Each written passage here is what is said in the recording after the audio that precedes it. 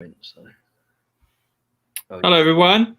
Welcome to tonight's stream. Myself and Dion are joined by David and Erik. I've finally gotten used to the mirrored thing. Yeah. Thank you very much, guys, for coming on. We're doing an action special, our top 5 action movies, which I think is going to be quite a fun stream.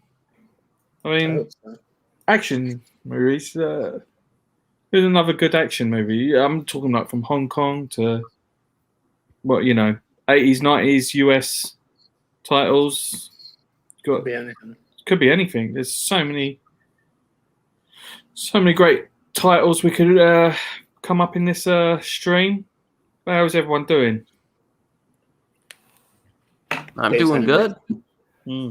Yeah, good, thank you. I've been spending way too much money on movies lately. It's getting bad.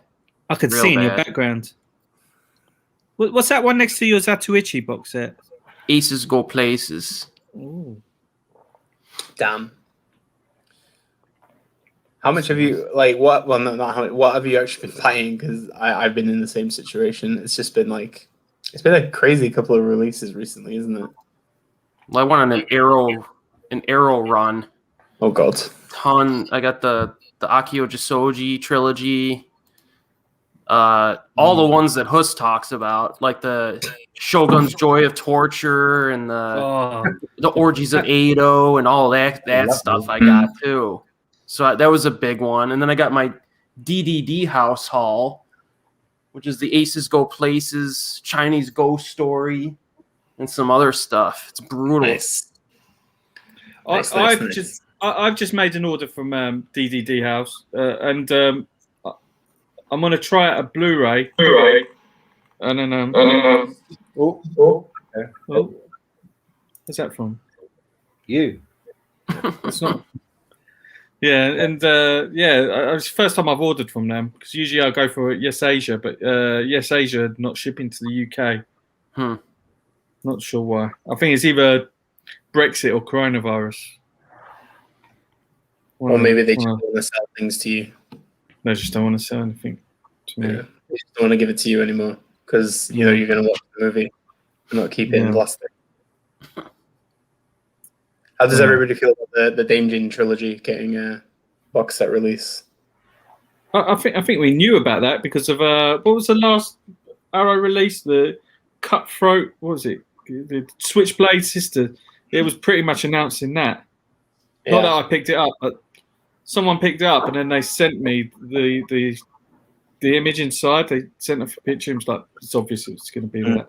Are you going to are you pre-ordering or no? Yeah, I pre-ordered it. Probably next month. You know they're going to announce a 4K version, or that's what they do now, isn't it? Arrow just announced something one month and then the following month announce the 4K version or some other version of it. But the True Romance, how many versions of True Romance are there? Now it's 3.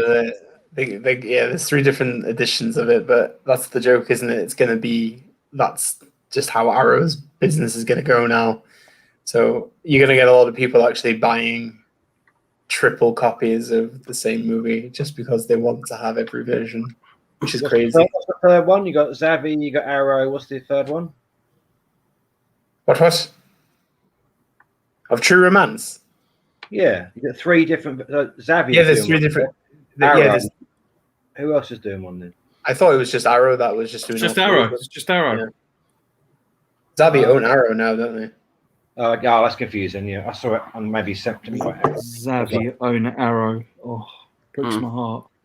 What a time to be alive, my friends. I just get the 4K Arrows on iTunes now for $2.99 if I'm honest, and keep I've got the Arrow box set, The Vengeance. That's the Blu-ray. That's quite a nice set. What's wrong with that? Wait till the 4K gets announced, my friend. It's coming. Yeah, but I don't need that. I'm just going to I'll just buy it on iTunes. Same as Donnie Darko. Donnie Darko's set's really nice, Arrow box set, so I'm going to buy that on 4K as well. Yeah. There's an issue with that disc, isn't there? Yeah, well, it's only on some 4Ks, isn't it?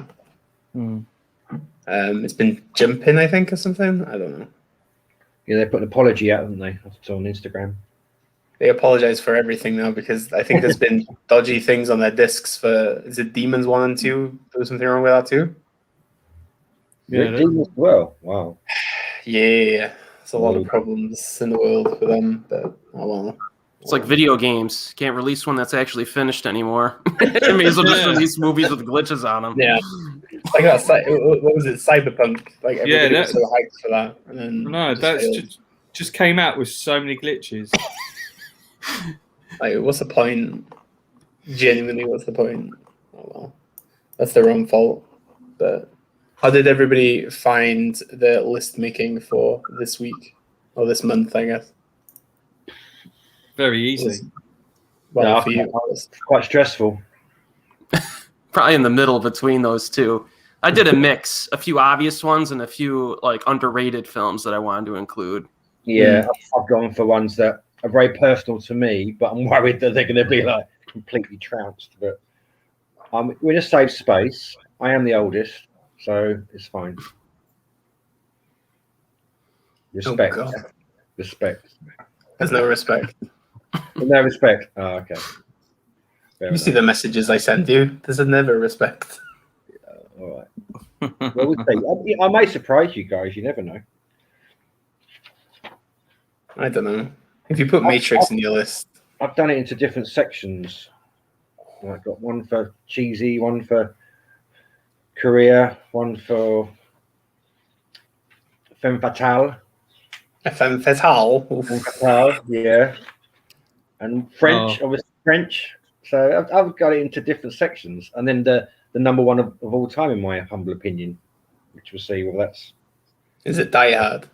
No, it's not. It's not doing. I'm not doing anything obvious, I'm afraid, because I haven't got anything to say about Die Hard or things like that.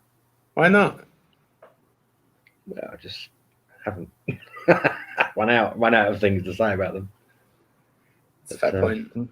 I could be. There could be backups, though. I suppose for sure. Oh yeah, sorry. There's people actually saying things here. Dimitri says the boys are back. Hi, Dimitri. Is this the first time Erik and Dave have been on a stream together?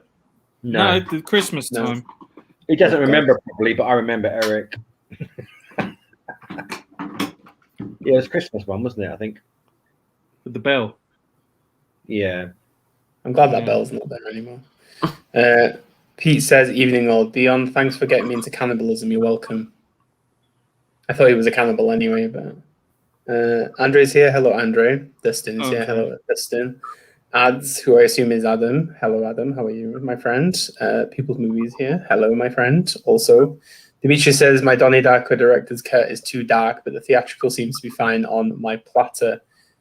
On my platter, at least. Ooh, on my platter. He's disc platter. Very, very... Resident Evil 8 next week. Tall Vampire Lady incoming, says Dimitri. Nazarene Prod, I just finished playing Ghost of Tsushima. Was great. I don't even play video games. I've got no clue what anything is in the world. Does anybody actually video game here at all? Too old. With my daughter. I tried. Do you, Erik? Once in a while, I'll play my PS2 or Super Nintendo. I stopped at PS2. I don't blame you. I miss playing Simpsons Hit and Run on PS2 and Tony Hawk. Those are like my two go-to games. And SmackDown, WWE SmackDown. Easy times.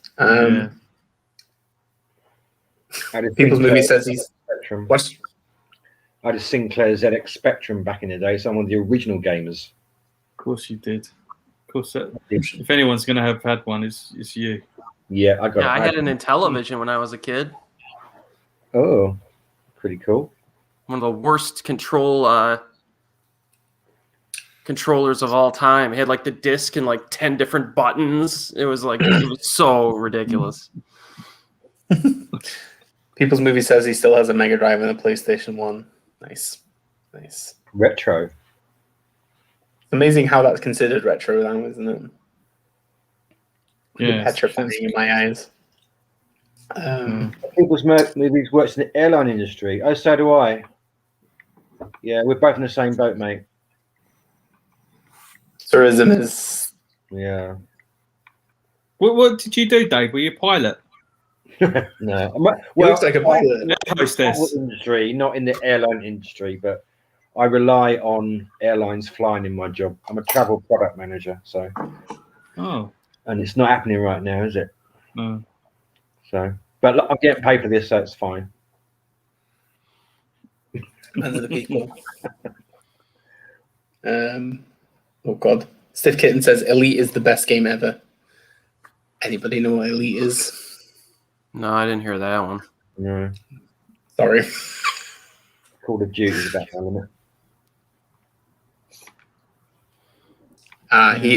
People's Movies is ground stuff for an airline. Okay. He has told me what airline it is, but I will not disclose it. Just in case. Non-gaming folks missing out on Yakuza games. Dimitri, I have no time. I have no time. Oh, Elite is a space game. Is it a horror space game, blah, blah? I need to know now. Or I could just easily Google it, I guess. But, You know, I watched my nephew play a few of these newer games, and it's kind of annoying because he'll be playing a sports game. If he's winning by the end of the first quarter, the other person quits at least half the time. Because it's not like back in the day where you would go to somebody's house. You would have to quit in front of their face and walk out of the house. And then the next day at school, everyone would know how much of a quitter pussy you are. Because nowadays, you quit online and go to the next game. oh, Yeah. God. It's terrible. It's bad. I think it's just amazing how like aggressive younger people are with video games now. Just like my one of my mother's friends, like her kids are like teenagers, and like at 2 a.m. they just swear the biggest profanities you can think of, and you're just like, wow. I did that too. The Call of Duty community is like the most like toxic you could probably imagine, and they're all like teenagers, like little kids, and just effing and blinding, and like some of the stuff they say, like. Whew. The worst beating I ever got in my life was because of a video game. It was Tecmo Baseball on Nintendo. And I beat all the teams, and I got to the 9th inning to beat the last team. And my 9th batter was up. His name was Toby, and I remember this. And I hit a pop out, and I got so mad. I like threw my controller, and I flipped off the TV screen. I'm like, F you, Toby, F you. No, I got to do it all over again. And I look over, and my dad was just sitting right there. I didn't even notice. So, yeah, I had some welts in my behind that night. Oh, man. Oh, man. Video, watching a movie, so it's not going to happen. My watch this is too long. Play video games. Maybe you should go into gaming. Be the next PewDiePie. Yeah, They do a lot of nice premium game editions. do they? What with Yeah, embossing and debossing, that kind of stuff. Yeah, still books. all that, Wow, everything. Yeah, see, it's a business you should consider. maybe. You know, the gaming industry is more popular than like physical media, I guess, at the minute. But Yeah, it's think vinyl. about it. Collecting soundtrack movies. That's going to be my next rabbit hole if I'm not careful. Soundtrack movies. Did you get? Was it a sound? You got a soundtrack of the makeup? Did you tell me or I have a vinyl of it. Yeah. a vinyl? Yeah, I saw a guy collect soundtracks, and they're beautiful. But I don't know. It's going to be a rabbit hole, isn't it? The big. It's collection. Just Start with stick to one collection. No, I'll start with Tenet, I think. Oh, God. Anyway, right. Okay, I think we're good to go. Would you say so? Yeah. Okay, so shall we just go in the order by the windows then? So Huss, Dave, Eric, me. Is that okay? So Or do you want to alternate it? Let's go. So let me get my one out of the way. What is it, Huss? I'm intrigued. Well, there's this little film directed by John Woo, Oh, really? Stars Chow Yun-fat. Oh, really? No, It has some very decent action scenes in it. Oh, I see. It's called Hard Boiled. Never heard of it. Oh. I know I always go on about this film and rave about it, but it is that good. I mean, I only recently picked up an edition of it. This one here, actually. This is the very nice Hong Kong Rescue one. Yeah, very. It is just an amazing movie, an amazing cast. Where you got Chow Yun-fat, Tony Leung, Anthony Wong. It's just absolutely. Jun Kunimura has a cameo in it at the beginning. It's Chow Yun-fat versus Jun Kunimura. That is the coolest thing that could possibly ever happen in an Asian movie, because you got one of the a veteran Japanese actor who's been in so many great movies, always plays a really good Yakuza boss, shooting out with Chow Yun-fat in a tea house, cocaine flying everywhere, canaries. It's perfect. I can't imagine a more perfect action scene than that. Maybe I'll probably mention a movie which has an action scene which is nearly on par with it, but yeah, I think that this is my first choice. Yeah, Hard Boiled. I'll put this to the floor. It's the fine choice, my friend. Very fine choice. Yeah, can't argue with it. No. Yeah, it was just a bit. I just knew it was going to come anyway. It's a contender for most purely entertaining action film of all time. It really is. Yeah, I've seen it a million times. That's the thing, isn't it? It's just it's a film that you can't tire of either. It's just a bombardment of action, and in many ways, it's the best definition of action in my eyes. I'm just glad nobody's ever tried to kind of imitate it. No, because it's just not possible. That Clive Owen shoot 'em up was a little bit of an imitation, wasn't it? One of the baby scene. Maybe. Eat your vegetables. I think if you can kill anybody with a carrot, fuzzy. But I remember shoot 'em up, Clive Owen, baby in the arm. Yeah, am I on the right track? And that reminded me of Hard Boiled. But not anywhere near as good, obviously. I do think it has some good character moments too, though. Like when Tony Leung shoots the boss, he sells that scene. You could tell he's trying to smile at Anthony Wong, but you could see the tears in his eyes, and there's some good character stuff in this too. Yeah, the first scene with Tony Leung in the library is really cool as well. I mean, I think that is just so brilliantly made. And you sort of dislike him at the beginning. You really dislike him, but yeah, he plays that really well. God, it's just so perfect. It's free on YouTube if anybody's never seen it and cannot find a copy of it anywhere. Just to let you know. And we get a clean cut Anthony Wong. He's not looking all grungy like he usually did in the early 90s. Yeah. The hell is that? That is my ringtone on my landline phone. Pretty cool, isn't it? Can someone Is that your kebab? I'm not moving. It's your delivery driver. Yeah. Come to the door, please. Sirens in a minute. The Hackney sirens at the same time. Yeah, you're probably going to get the Hackney sirens. The wife's running down the stairs. Don't run! Don't run! Don't hurt yourself. You're too late now, darling. You're too late. It's rung off. I'm in the living room tonight, so what can we do? Might get a copyright strike on this video now. Yeah. Whoever owns the royalties to that is rich fault. now. The wife's saying sorry. That's not her fault, is it? Be honest. One of her friends. God, that's amazing. So is that your number one all time then, Hus? You're doing it around the other way? I just thought I'd get it out there before Erik picks it. Oh, okay. Fair enough. Was it actually on your list, Erik? Oh, yeah. Yeah. I'm sure Erik has like half of my list on there, and I've all got each other's lists. It's a clash. Yeah. Yep. Definitely.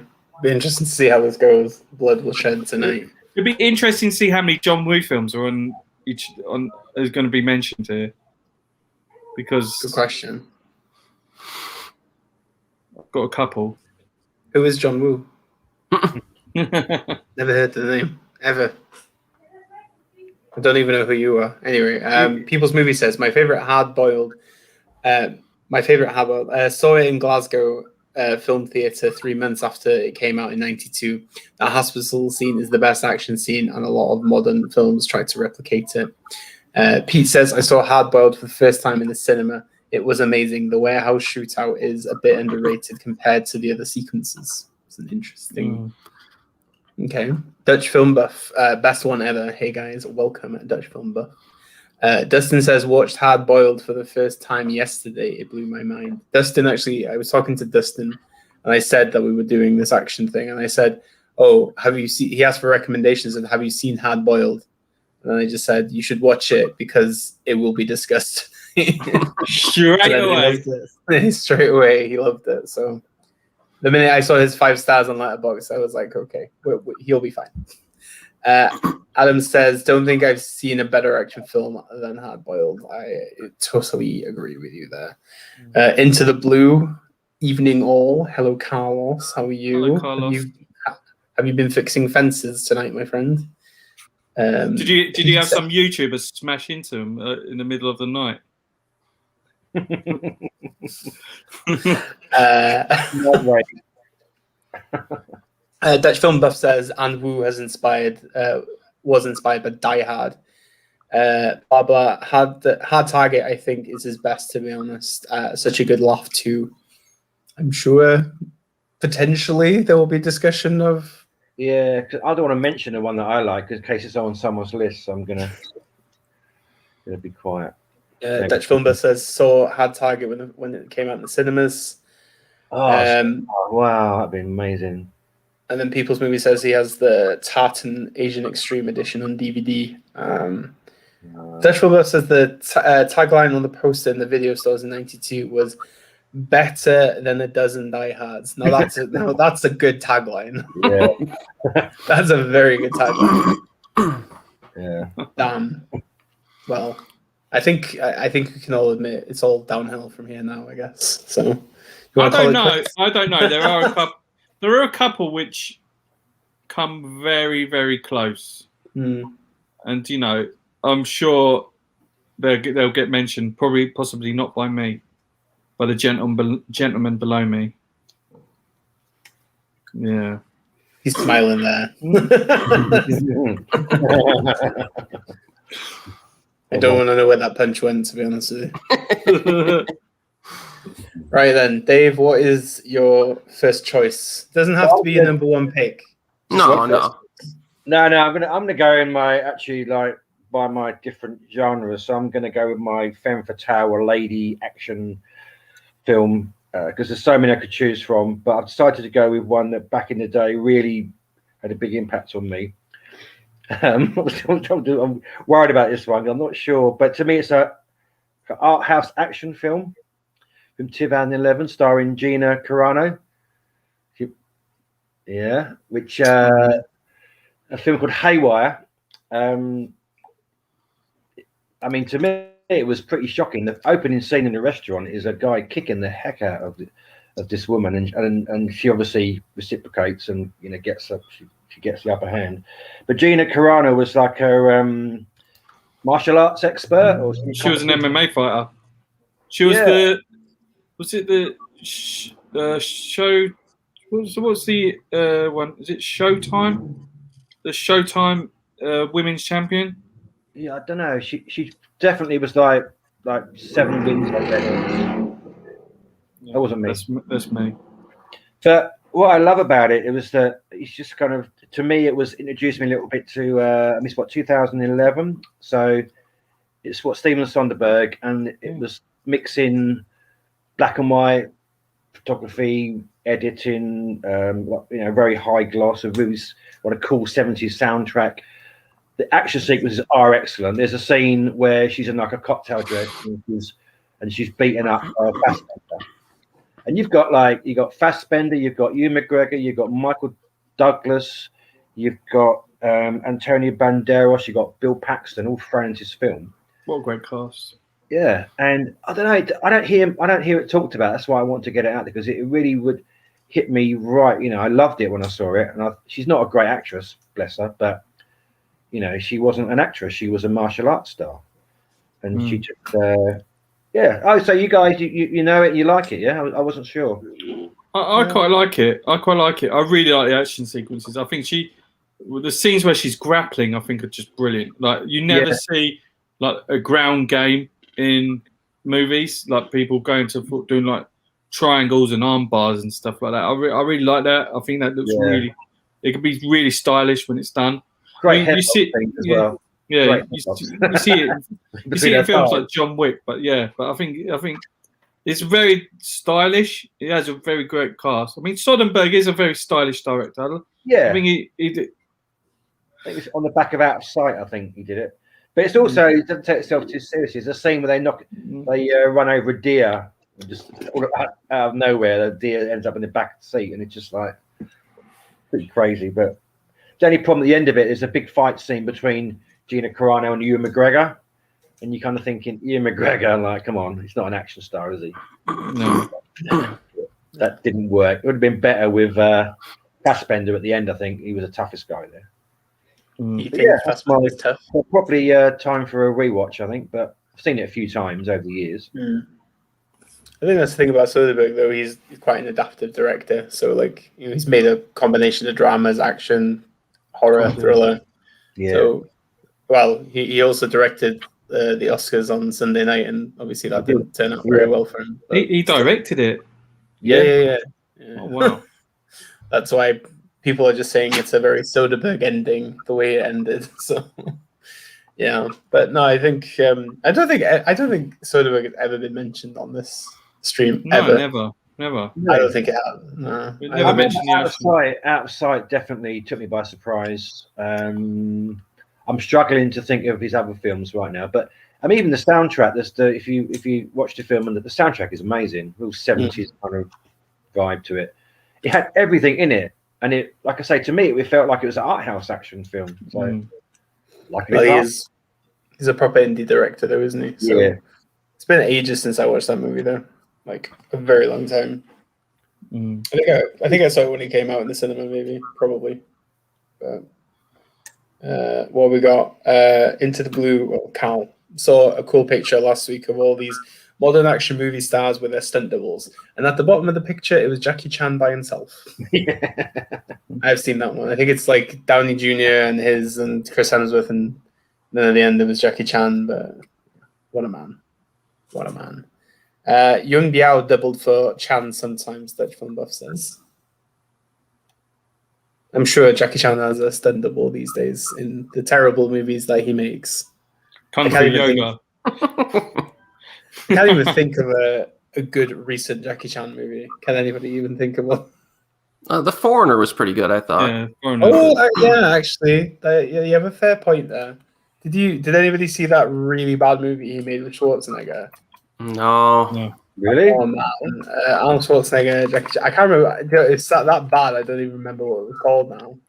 It was called Iron Mask, and it was absolutely terrible. Apparently, it was a sequel to another movie which I didn't even know existed. Never heard of that. Yeah. Pete says Haywire is good fun. Nice lean action movie. Ooh, very nice. Nice way to put it. Into the Blue says Haywire was a great film. I believe I think they completely redubbed her performance as her acting wasn't the best. The action was spot on though. Top pick Jaguar. And then blah blah says me and my mates didn't like Haywire in the cinema. Bad choice, Dave. Blah blah's going to call your house in a minute. Have words with you. Yeah. Let's get that ringtone. It's definitely one to revisit, I think. What do you guys think of the Oceans films? First one was good.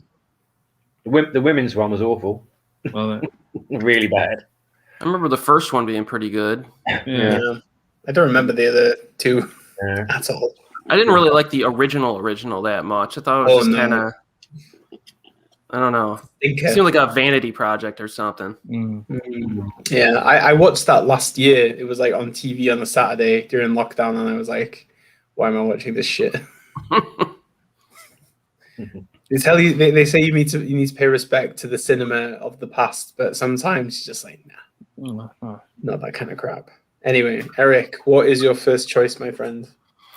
Going a little off the grid here. It's a film that it's not. I mean, it was like moderately successful at the box office. It gets decent critic scores, but I wanted to have the best car chase of all time in my list. So I'm going with Ronin from 1998. Yes. With De Niro, Jean Reno. Yeah. And this one, you basically have this like freelance former U.S. intelligence agent, and they get a team together and they try to track down this mysterious package that's wanted by various people. And I just remember ever since the first time I saw this movie, I really enjoyed it. It like, in terms of the pacing, it's real brisk the whole way through. There's like no dead weight. I like to focus on like strategy.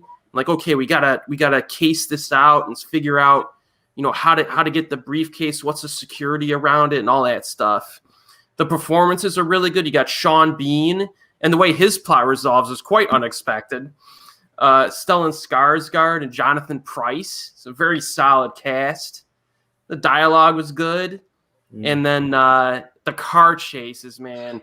That last car chase is just unbelievable. And it's all in camera. You don't have like weird CGI shots or any of that crap in it. So I really like this one. So I wanted to give it some love. What expected that? It's a great choice. Good choice. Yeah. Solid choice. When you said off grid, I was like, is this going to be like a B movie that I have to Google? Yeah. Wasn't expecting that. It's not like the movies from the Kaiju one last month. I'm still a bit like, wow. Yeah. Still need to finish the list that you made for me, to be honest. But yeah. No, definitely. I think Ronin is, it's just one of those films that even after a couple of years, if you don't watch it, you're still engrossed by it. And then, like you say, the car chase scenes are what really make it, spicy. So yeah, I approve. I approve of your choice. One of De Niro's best. Another person we don't talk about in this stream is De Niro, actually. Who? Robert De Niro. Never heard of him. Never heard. Even Jean Reno doesn't come up that much. No, that's true. That's true. But Reno has made quite a few good action films, though. Just the one with the funny movie with Charles Grodin. That was pretty good. Do you know what I mean? De Niro and Charles Grodin. Don't hear about that very often. You can look it up. Oh, Midnight Run. Phenomenal film. Yeah. Phenomenal. That's in my top 10 comedies of all time. Really? Oh, yeah. You have got good taste, my friend. Yeah. Why do you think he gets invited every month? Well, yeah. And remember, Jean Reno appeared in Nikita, the original La Femme Nikita as well. Yeah. Which we should really, should we? Okay, cross that one. What a man. we should do a Jean Reno dedication evening. Yeah. Don't have to rank, just talk about his movies. What have we got here? Pete says, where are we? Oh, sorry. Blah blah says second could have been brilliant, but the test looks like Julia Roberts was insulting. And Nazrin Prod says Ronin is great fun. I watch it every few years. It's a terrific late era film by John Frankheimer, which again, yeah, definitely. Raki asks, so what did I miss? You have missed Hard Boiled, Haywire, and you've probably caught up with Ronin. So those are the three so far that we've had. Then People's Movie says, yep, Ronin saw that one in the cinema and Sean Bean dies. Is that really a spoiler? No, it's not. No. He doesn't die, though. That's why I said it was unexpected. Yeah. Yeah. He doesn't die in that movie. Was that a joke, or did they mean it? I don't know. Remember, they let him go. He leaves. Oh shit! Yeah. Yeah. We're so used to seeing him die. I probably shouldn't have said that for people who didn't see it, but Spoiler alert. I need to get it. Is Arrow release the best one to get, guys? For that, I just realised I haven't actually got that. Arrow must be a good print. Ronin. Yeah, I think the Arrow one's going to be pretty decent. Arrow's the best one, yeah. Yeah. Blah blah says the French film crew are amazing. Ronin, Taxi Series, and Transporter. Then Dutch Film Buff Midnight Run, because we forgot it. But yeah. Right, my turn, I guess. I'm just going to let everybody know that I've been extremely busy, so this list is completely off cuff. That's right. So right. The first one I'm getting out of the way, because honestly, this was like one of those like Valhalla moments for me. But Mad Max Fury Road, I think it's like one of the ultimate. Yeah, like it's such it's not even a generic pick, because I think it's beyond what film is. It's proper cinema. That's actually nice as well. I think it's one of the best. It's one of the best action films that I think that's come from a major studio in the last 10, 15 years. Wow. I think the scope of it is just crazy, and just the way that George Miller just kind of disappeared and made movies like Happy Feet 1 and 2, and then came back to make that. Yeah. I still remember when it came out, everybody was just like, "This is going to be terrible." You've got Tom Hardy replacing one of the most iconic film characters in the world, and I just love it. It's got a good character arc, but it's not too pushy, and just these like high octane sequences in the desert are just something to be held. It's amazing. I'm still a bit baffled that they're making this Furiosa movie, the young Furiosa, with Anya Taylor-Joy and Chris Hemsworth, because they're going to film it soon. But Fury Road is just crazy, and that Junkie XL score, that is. I don't know if you can get a guy who looks like a Slipknot character playing a guitar, chained into a truck, and that looked cool. That looked so exactly. Cool. It's just everything about it. To be honest with you, I find it difficult to pick what my favorite Mad Max film is, but even though it's not exactly from the era of Mad Max, I feel like it's a great, like, spiritual version of the first three films. Just love it. So that was my first pick. Yeah. Do you know Bong Joon-ho cried when he saw it in the cinema the first time? Wow. He actually said it because he was just, I think he's like a lot of film lovers, really. You go to studio system films and you're just like, oh, this is just meh. But that was the first time in a while he felt like, wow. I actually instantly, the first time I watched it, I actually went straight back in to watch it again because I loved it that much. So it feels like they just gave George Miller like $150 million and sent him off into the desert and just took whatever he came back with. Like, that's what it feels like. Well, that's the thing, isn't it? There was so many horror stories coming out of it because there was sandstorms. Theron and Tom Hardy hated each other. There's a lot of production issues in that movie. So it's fascinating to think how the negative press kind of made something a lot more shockingly good. Even debuted at Cannes Film Festival. That's where it had its world premiere, and people gave it a massive standing ovation there. So you clearly know you got something right. I watched it in 3D at the cinema. I think I did once, but I haven't seen the black and white chrome version yet. So maybe I should check that out. I've got it somewhere on decent. But one of those films that they can produce in all different formats, and we have no issue with that at all. I really like it. I think it's just like from start to finish, it keeps you entertained. It is like high velocity. It is just like the pacing is just brilliant. Never slows down. I think the only things that slow down is when it's Tom Hardy speaking. I think he's I don't know if he was a great replacement for Mel Gibson, but obviously, you know, I think Mel Gibson is just irreplaceable. Because if you think about Mel Gibson's performance in the last one, which was Beyond Thunderdome, he was a very cynical person. He was a proper survivor. I mean, I don't know what happened. Obviously, I'd like to see more about what happened to him since then, if it's in the same universe. That's made him quiet and just like, I don't know, really chilled out. But yeah, you can't fault Fury Road. I think it's just so cool. And Joe, what a bad guy. He's so cool. Because you think it's the same actor from the first one. Yeah. Which is, what was his name in the first one? It wasn't, was it Bone? I've forgotten his name. But yeah, he was really cool in the first one. Yeah. And then Charlize Theron looks amazing. Yeah. Hey, she's made some good action movies. Yeah, Atomic Blonde. Oh yeah. Old Guard was quite good with her. That fight sequence in Atomic Blonde up the stairway is just wow. Sorry, maybe I've got that on the list. I apologise, but if you have, but wow, yeah. Says, as well. What? Say that again. Great car chase in Atomic Blonde as well. Has anyone got Atomic Blonde? Have I screwed it for someone?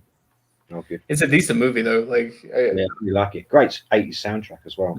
Anytime it's on TV, like, we'll just keep it on. Blah blah says Mad Max Fury Road was the soundtrack as well. Pete says Fury Road is amazing. Haven't seen it normally in 3D and black and white. Any excuse, at least once a year, if not more. It's pretty much perfect. That Film Buff says he was a side character, really.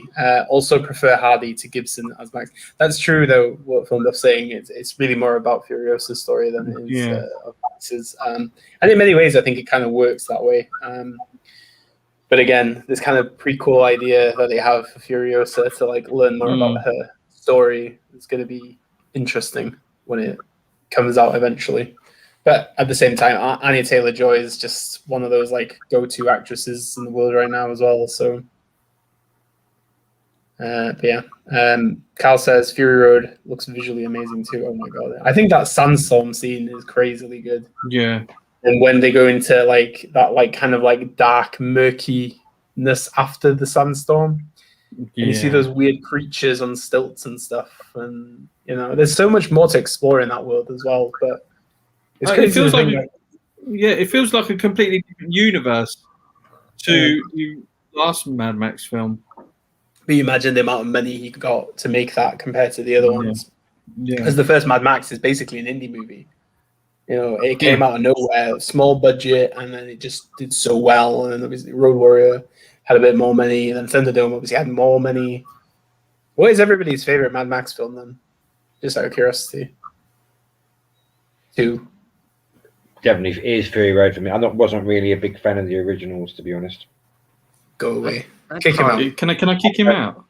Yeah. I'd probably pick Fury Road in terms of pure entertainment value. Okay. I don't know. I'm always torn between Road Warrior and Fury Road. So. No one ever says Beyond Thunderdome, do they? I do like that one, though. Yeah. It's entertaining, though, isn't it? The first half is great. I mean, obviously, once they get to the annoying little kids, it gets a little, but still, I like it. Yeah. It's the Tina Turner song for Thunderdome. Yeah. Karaoke song. Ain't we a pair, Raggedy Man? Oh, God. Break a deal, spin the wheel. If we ever meet up, Erik, we have to go karaoke and sing that. Right. Hus. All right, I'm gonna get this one out of the way. There we go. Going for. Can we call it a Welsh film, or can we call it an Indonesian film? No. I'm going for Raid 2. Raid 2, not the first one. Oh, interesting. I consider this the best action movie of the last decade. I think it's breathtaking. It's beautiful. The fight choreography is like watching a ballet. It's the prison fight scene in the mud is amazing, and I think what tops it is that kitchen fight scene, which is one of the greatest fight scenes. Well, that's why I say it's nearly on par for great fight scene with the tea house scene in Hard Boiled. I think. Wow. It's a very good, great martial arts in there. Jesus, it's just Gareth Evans. I don't know how this guy just doesn't make any more martial arts movies, because I think he's just.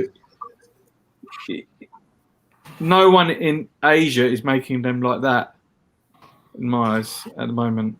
I think he's just, he knows his shit. He's working on something now. Yeah. I can't remember what it was now. Get back to me in a minute, because he had mentioned it. Gangs of London. Yeah. Gangs of London. Did you like that? Yes. Hey? The Gangs of London fight scene in the pub. That was. Yeah, I think it was all right. Yeah. I mean, yeah. It's a good fight scene. Mm. I think that was filmed in Farringdon. Was it? Okay. Yeah, around the corner from here. Cool. The movie's called Havoc with Tom Hardy. It's a Netflix movie. That's what he's making at the minute. Yeah. I mean, Apostle was. I thought Apostle was shit. Oh, yeah, Really? I like that one. Did you? Yeah. I don't know. I think I hyped myself a bit too much on Apostle. But yeah, I don't know. Did you actually watch Gangs of London, Eric? I'd have to get another subscription to another website to do it, and I just don't feel like doing that right now. Yeah. Just what? Well, this I don't know. If the DVD ever goes cheap, I'll get it for you. I'll send it to you. All right. It's expensive at the minute. It's like 30 quid, I think, at the minute in the UK. So. But it wasn't that many episodes, was it? It was like 8. 6. But there's a season 2, right? Yeah.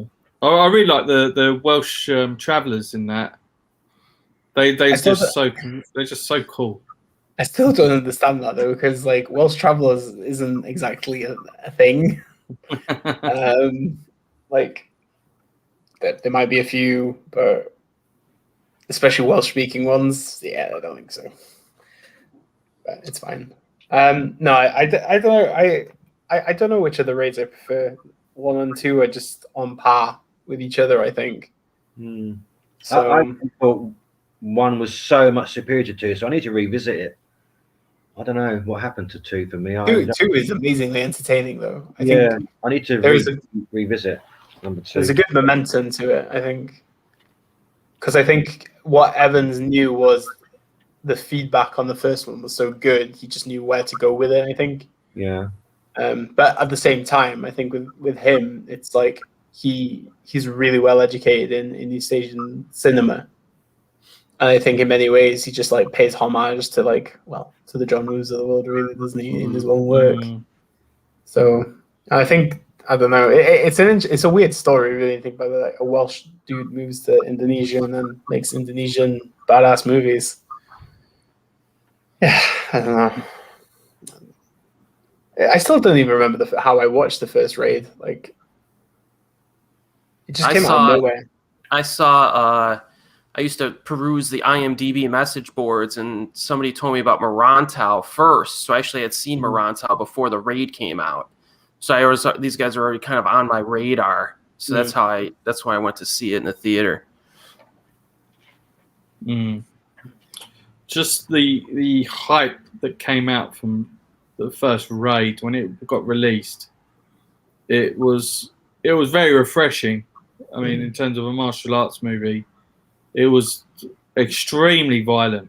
A lot of blood, a lot of knife I mean, knife action is wonderful to watch, and to see it done so violently it just made superstars overnight. Half that cast became superstars. And then they got used really badly in that Star Wars, and was it Force Awakens? Yeah. Like, how long were they in it? Like 2 minutes? Yeah. And they get eaten by a giant like squid or something. Oh god, that's just At least Donnie Yen like had his moment to shine in what was the name of that Gareth Edwards one? Rogue One. Right? I wanted Donnie Yen to just punch Darth Vader in the face one time. It would have been magic. I think when he has that scene, when he like just stands there completely just against all those guys, like this is like the most Donnie Yen moment we'll get ever in this film. But yeah, oh god, and it's kind of weird now when you think about Tony Leung's going to be in a Marvel movie soon as well. Oh, really? First ever English movie for Tony Leung, the Shang-Chi. It's so weird. Apparently he didn't have an agent in the West until like the mid 2000s. So nobody ever booked him. I'm just like, why not? And his English is really good. Yeah, well, if you're from British from Hong Kong. Yeah, if he's that's the weird thing. So it'll be interesting to see how that pans out. But yeah, Pete says, wait a minute. Keep going if you want to keep talking. I watched Tony Leung in that really early film recently. My Heart did that Eternal Rose. That's like 1989. That was a great. That was a nice surprise last week. Yeah, I enjoyed it. He's really young, really young baby face. It's one of his first films, I think. If not, was it his first? No, it wasn't his first film. Was it his? I thought it was. No, one of his earlier ones. But his baby face appearance is hilarious in that movie. Yeah. Adam says, I saw Raid 2 in the cinema with some friends and we were in awe. Couldn't believe we all preferred it to the first. Pete says Raid 2 is wonderful. Watched both of them last month on the projector and the action choreography is stunning. I like how part 2 is epic gangster film with great action. That's the best way to go with it. Blah Blah says saw Raid 2 in the cinema and everybody cheered after the three of them fighting. Second one is good as well as the first for me anyway. Yeah, I always put them on even par. There was one episode in Gangs of London, episode 5, which I thought was up there with some of the great action sequences seen on screen.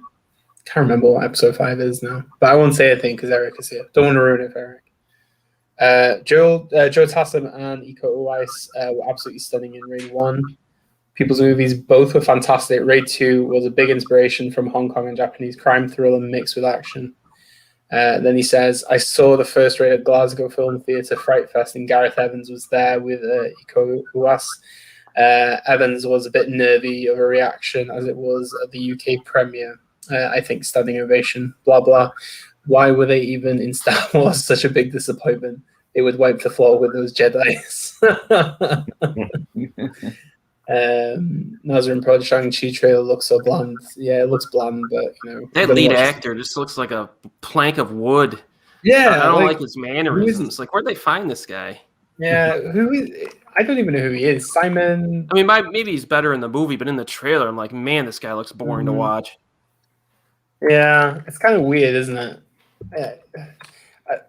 Obviously, they put it on the slate for a while that this was coming out, but I don't think anybody's expecting it to be any good. But I don't know. Wait and see, I guess. Carlsberg, good evening, guys. Sorry, late. I hate the Raid. Dread comparisons. I love Dread, one of my favorite recent action movies. Evans should do the sequel. Yeah, we need a Dread sequel. 1,000%. Yeah, it's been a long time. Yeah. Cal Urban made such a great Judge Dredd. Yeah, he's amazing. I really like him. And obviously him in The Boys as well. Oh, he's so funny in The Boys. The bit where he compares The Boys to the Spice Girls. Yeah. Yeah. People's Movies. Raid 2 was an unlimited screening. Yes, it was. That's when I went to see it. And they're on UK 2, same time, and the film broke down. It was about 60-minute delay. Many didn't realize it was a 2.5-hour film. Wow, 2.5 hours is it? Wow. Yeah, it's a long movie, but it goes fast though. Yeah, man. Yeah, I don't realize it's that long. No. Dimitri says Dread flopped so hard, I doubt anyone would fund the sequel these days. I would fund the sequel. We all would. If I had the money, I would. I still have a option for that. The bad guy's Cersei Lannister, isn't it? Yeah, it's Lena Hadley. Oh, I love her. Wasn't it Mama?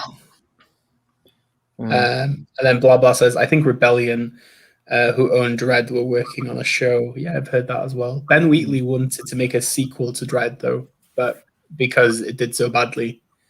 But did Dread and Raid 1 come out at the same time? It was Pretty like closely. Yeah, very close. Yeah. Yeah, because that's where the comparisons come from. Because obviously they're both Tower Block films, so. But they're both different kinds of beasts in many ways, aren't they? So yeah. Roy, Dave. I think I'm going to continue the thread, actually. See, this movie, I think, makes Raid look like a Disney action film. What? Yeah. that eyebrow from Erik there was like, This film, I mean, it's a completely different film from Raid, as in it's not like balletic and it's just brutal. But it's also from Indonesia. Night Comes for us. You guys are killing me today, man. 2000. That is just. It's not Raid, obviously, but it just doesn't let up, and it's just unbelievable. I mean, Did I enjoy it? It's the right word. Yeah, I think I did, but it's got neck bending, and it's got like there's a scene where they killing. Oh, it's got hammers in it. It's exhausting film. But I mean, it came out 2017, 18, not that old. But when I saw that, I thought you're never going to top this for an action film. Yeah, so, I wouldn't say it's better than the Raid, but it makes Raid look a little bit tame. Have I upset Erik? Why have I upset Erik? Is he not agreeing? because it's on his list, isn't it? Mm-hmm. Oh, was it? There's no choreography, is there? Really, it's just like extreme. Yeah, but is it? I don't know. What do you think, Erik? I mean, why do you love it then? Same reasons. Yeah. Plus, I have a bit of a crush on Julia Stiles, so having her come in and do her thing was really fun for me as well. And Joey Taslim, I'm a fan of. Yeah, it's the violence, definitely. Like the same directors did Headshot a few years earlier, which isn't as good as The Night Comes for Us. I think he was still trying to find his rhythm, but he said he had a little bit more money to work with, I think, with The Night Comes for Us. And he wants to do a spin-off with Julia Stiles, but no one will give him the money to make it, so he can't, which is ridiculous. But yeah, it's a great flick, man. It is. Yeah. I think there's a scene where they use a wet floor sign as a head smasher. It's pretty cool. It's just very inventive, but yeah, it's nasty though. It's brutal. Not the sort of film you expect someone like me to watch, actually. Yeah, I mean the Mo brothers. When they first announced it, and then it was scrapped, and then they said we're going to make it into a graphic novel. You saw everyone campaigning for it on Twitter. You guys need to make this film. You need to make this film. And then when it came out, I mean, the hype was up there. Do you remember when they announced that, Erik? Yeah, I remember. Well, they announced it right after the Raid 2, and then they didn't get funding, right? And I never thought it was ever going to be made. Yeah. And then it got made. I'm like, wow. So I'm actually thankful they got to make just this one film, because it was. It technically could have never existed, really. Yeah. If you think about it. Yeah. I mean, Timo, he's such a character on Twitter. You know what he's making now? He's making the remake for Train to Busan. I heard that. Yeah, the English version. I mean, usually I don't agree with remakes, like making an Americanized version, but I think they've got the right director there. Gotta make it rated R. If they don't make it Yeah. rated R, that's a mistake in this case. Yeah, Because that's his wheelhouse. He likes his violence. yeah. It's a great movie. The Night Comes for Us. It's just, what a great cast as well. Mm. So 2 Indonesian films in the top 5. Interesting. Well, Indonesian work. I'll be honest with you, I've actually never watched them. You ever seen it? Oh man, I think it's on Netflix, isn't it? I'm not sure you'd be able to stomach it, Dion. To be honest, it's too extreme. I'm sure I could. It's like, it's pretty bad. And I'm actually, if I'm honest, I'm a little bit embarrassed how much I like it, but I'm just honest. Never be embarrassed. I know, but it is one of the greatest action films that I've seen since the Raid of the 2010s. I mean, it was my number 1, so I thought I'm going to get it. As Huss was talking about the Raid, I thought I'm going to segue. I'm going to use that as a little, link. Why not? But it's my number 1. It is your number 1. Yeah. I can't think of a better one right now. Okay. Films. It is the ultimate action film. Do you feel bad for taking this away from Erik now? No, I'm really, really happy that I respect Erik a lot, so it makes me feel good that we're on the same page. So that's great. This is a battle. This is a battle tonight for me, fellas. Erik, he's got some backups. He's got some backups. Damn. He might still want to mine. I hope he does now. 2 of them. We'll see. What we got? Well, Dimitri predicted Night Comes for Us incoming. Then Nazrin Pros, Erik, you can still do Reborn. Ha ha ha ha. That's a good one. I like it. Into the Blue, Night Comes for Us is over the top, excellent, full of cool characters, great choice. Blah blah says Reborn is so underrated. Peter then says The Night Comes for Us is wonderful. It's just brutal. I loved it. Yeah, Dimitri then says Night Comes for Us is endlessly rewatchable. The warehouse fight is insane. Yeah. And then blah blah then says, how can you remake Train to Busan? It's DiCaprio remaking Another Round. Yeah, Leonardo DiCaprio making Another Round is one of the weirdest things I've ever heard in my life. Please. Is that actually happening? Yeah. But didn't they say they were going to also remake that? Was it Tony Erdmann? Jack Nicholson. Did that ever get remade? It's because Jack Nicholson wasn't making it, so it's shelved. This one will happen, I think, because Another Round is such a popular foreign language movie. Plus, Mads Nicholson playing a pisshead is one of the funniest things you'll ever see. It has the best, literally, it has one of the best endings to a movie I've seen in ages. I've watched it 2-3 times now. It's really entertaining. Got to do a marketing campaign to try and get regular people to go and watch it in cinemas in Wales over the summer. So all I just need to say is it has alcohol in it. We all like alcohol in this country, so why not come and enjoy the party? So we'll see how that goes.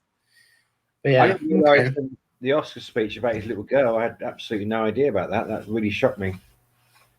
About Thomas Vinterberg's kid. His little girl was killed in a car accident making the movie, I believe. He didn't mention that in the BAFTAs, did he? I think. No. Shocking. Yeah. I wonder if DiCaprio is still trying to make The Chaser. Good luck. Good luck. You're trying to buy the Blu-ray of that. The Blu-ray. Don't worry. Forget about the Blu-ray. Yeah. Forget about it. You'll never find it. And if you do, it goes for silly money, and it's just like a standard MRA.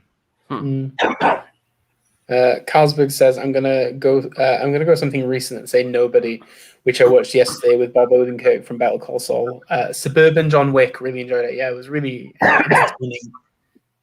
Definitely didn't expect it to be that good, but it was probably one of the best popcorn movies I've seen so far this year. But yeah, pretty cool movie indeed. Also, have you watched Mortal Kombat yet, Erik?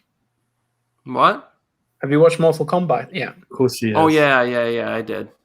How did that go for you? I'm in the middle. I didn't think it was great, but I didn't think it was terrible. I thought it was watchable. Yeah. You know, I like Joe Taslim in it and Hiroyuki Sanada. Although the whole problem was that you don't need this random Cole character to carry the film. You should just put somebody else in there, man, or have Scorpion be the main character of the movie. That was a big problem. And then some of the fights in the middle seemed a little abbreviated and anticlimactic. But like the beginning and the end, I think are quite strong. Who is that Cole character? Because I've heard about it because I've not seen it yet. But he's not a character in the game, is he? No. Oh. They need someone to be the exposition dump receiver because people can't follow a bunch of people killing each other in a tournament apparently, or I don't know. I don't understand why producers think that's necessary at all. Mm. I don't know. It's just a weird choice, but yeah, my stance on it is I demand justice for Goro. Yeah, well, we'll see. Blood will shed. But I think it was just too much of the setting up of said sequels. If it does well, it's done quite well money financially though. Well, it's another situation where you got a studio that says, well, you know what? Let's milk this into 5 installments. Let's not put too much in the first one. Instead of just throwing everything at it and trying to just dominating the video game adaptations, being like, we're making our mark by making the best video game movie ever by far. They're like, no, let's save stuff, and I think that was a problem too. But I did like it. It was pretty good. Yeah. Did you watch on HBO Max? Yeah. Yeah. I'm like kind of interested to see it in the cinema, but like I watched on HBO Max as well, and I was like, it'll do. Yeah. Questions. Do we have questions? Oh, has nobody come out in the UK yet? No, it has not. I don't even know when it's getting a release. And then Mortal Kombat is coming out on the 6th of May on PVOD in the UK. People's Movie says, which is correct. Dimitri says, not gonna lie, I had a blast with Mortal Kombat. Just hope the sequel branches out to the tournament territory instead of the great Australian landscapes. A tournament would be nice. Here we go. And then Dustin says, was not a fan of Mortal Kombat, but I agree, way too much setup. And Carlsberg, no tournament as such yet. Again, justice for Goro. Anyway, okay, Erik, what is your choice? All right, I got to get an Asian one in here fast. I'm going to go with The Good, the Bad, the Weird from 2008. Great choice. What a great choice. That's not on my list. Now that I think about it, it's just, that is a great choice. It was on my off-the-cuff list. Really? What a great cast. Yeah. I mean, Kim Ji-woon at the time, it was like the height of his career. Like he was like one of the big 3 Korean directors at the time, and he was just making magic every time.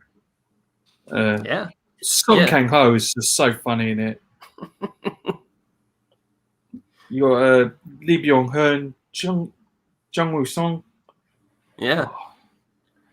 Yeah, the camera work. Even just the opening shot with the camera going through the train and you're following Song go through, and that's a phenomenal scene. Byung-hun Lee is deliciously evil. I like him in this.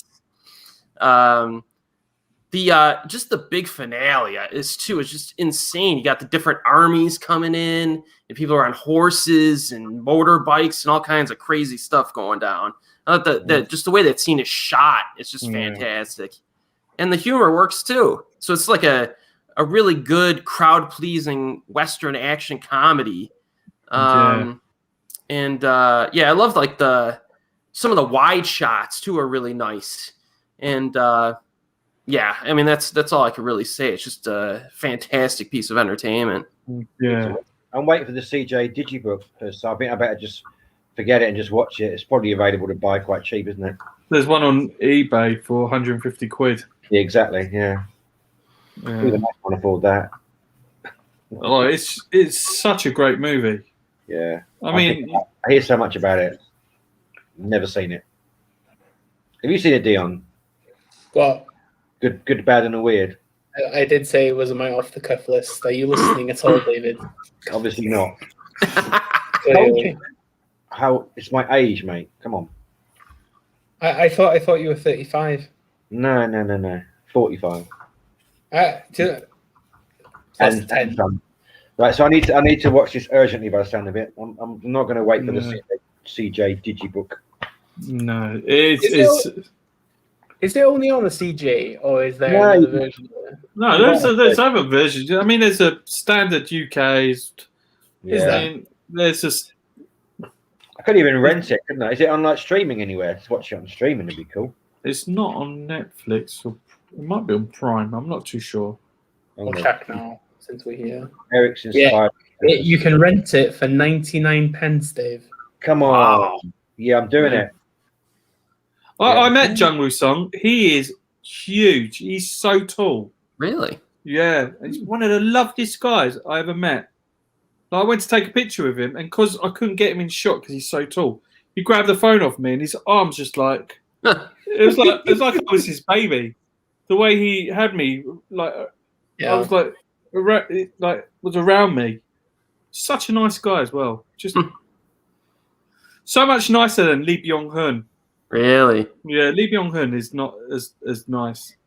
When did you meet him again? Who? Lee Byung-hun? Yeah. At the premiere of what was it? The Fortress. Oh, really? Yeah. Maybe had a bad day. Maybe. But at the same time, he was down. It was pissing it down. He was in London. No one wants to be in London when it's pissing it down. Yeah, exactly. London's a shithole anyway. So. Oh, come on. Not true. Not true. I've got a picture of him where I'm sitting down and he's like 2 rows behind me, and he's just But Jung Woo Song is such a nice guy, really is. Yeah, I think Lee Byung-hun was like, he was quite not popular in the West, but he was getting used in a lot of like Hollywood movies back at this point as well, wasn't he? So I don't think he's used to his full they never capabilities. utilize him properly. No. I see him as like a token Asian in all the films that he's in. I mean, like, what films has he done? He's done that Red Terminator, Genesis, Magnificent Seven. Yeah. I mean, it's a shame. It's weird, isn't it? I don't get it. It's a shame in many ways with him. I don't know. But his English is really good as well, so I don't get it. It's not like a Tax appearance in Prisoners of the Ghostland where he just says nothing, and it's just amazing. But, or Snowpiercer with Song Kang-ho, who just doesn't speak a word of English, just speaks Korean throughout the whole film, and it's just gives a great performance still. Mm. Or Iko and Stuber. He was really handled real well in that one, let me tell you. Mm. What else have we got? Yes, this movie's a blast. Just a great movie. I'm in Indiana territory. Nazarene Product have the weird film, but still a backlog. On unrelated news, Johnny Mnemonic is available on streaming HD May on iTunes. Place your pre-orders. I've actually got the screener for that one. I'm looking forward to watching it in better definition. Dutch Film Buff says, great movie, but personally I would go for Bitter Sweet Life. Another good one. Is it? But it's not really an action. It's a great movie though. Yeah. What would you define Bitter Sweet Life as then? It's a crime thriller, isn't it? Crime thriller action. Well, gangster. There is actually some action. I mean, the whole first half is a drama, though. Wang Jung Min scenes, and they're more. I don't know.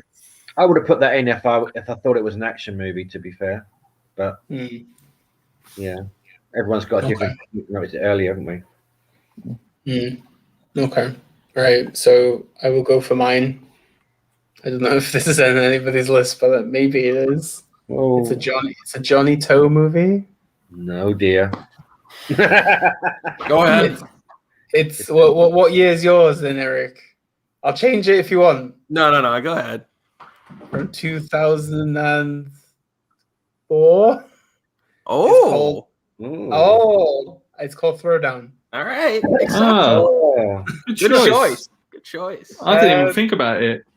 Oh, okay. Well, it kind of, I don't know, it struck me as it's a decently entertaining movie, and I just really enjoy the fighting in it. I think it's just, there's no real villain in this movie. It's just a triage of just competition and masculinity, I guess. I don't know. I don't really have much to say, but I find it quite an entertaining film. I watched it, what was it, last year I watched it for the first time? And this just like lingers in my head, and I'm just like, it was actually a very cool movie. And I think when we think of action, I think, yeah. So that's why I picked it, really. I'm always quite vague with my choices, but yeah, I think Throwdown was my choice. I think I've got That's that. a Is that good one, Eureka man. race? Or is it Eureka? Yeah, so Eureka, yeah. Yeah, I think I've got that in my. Yeah.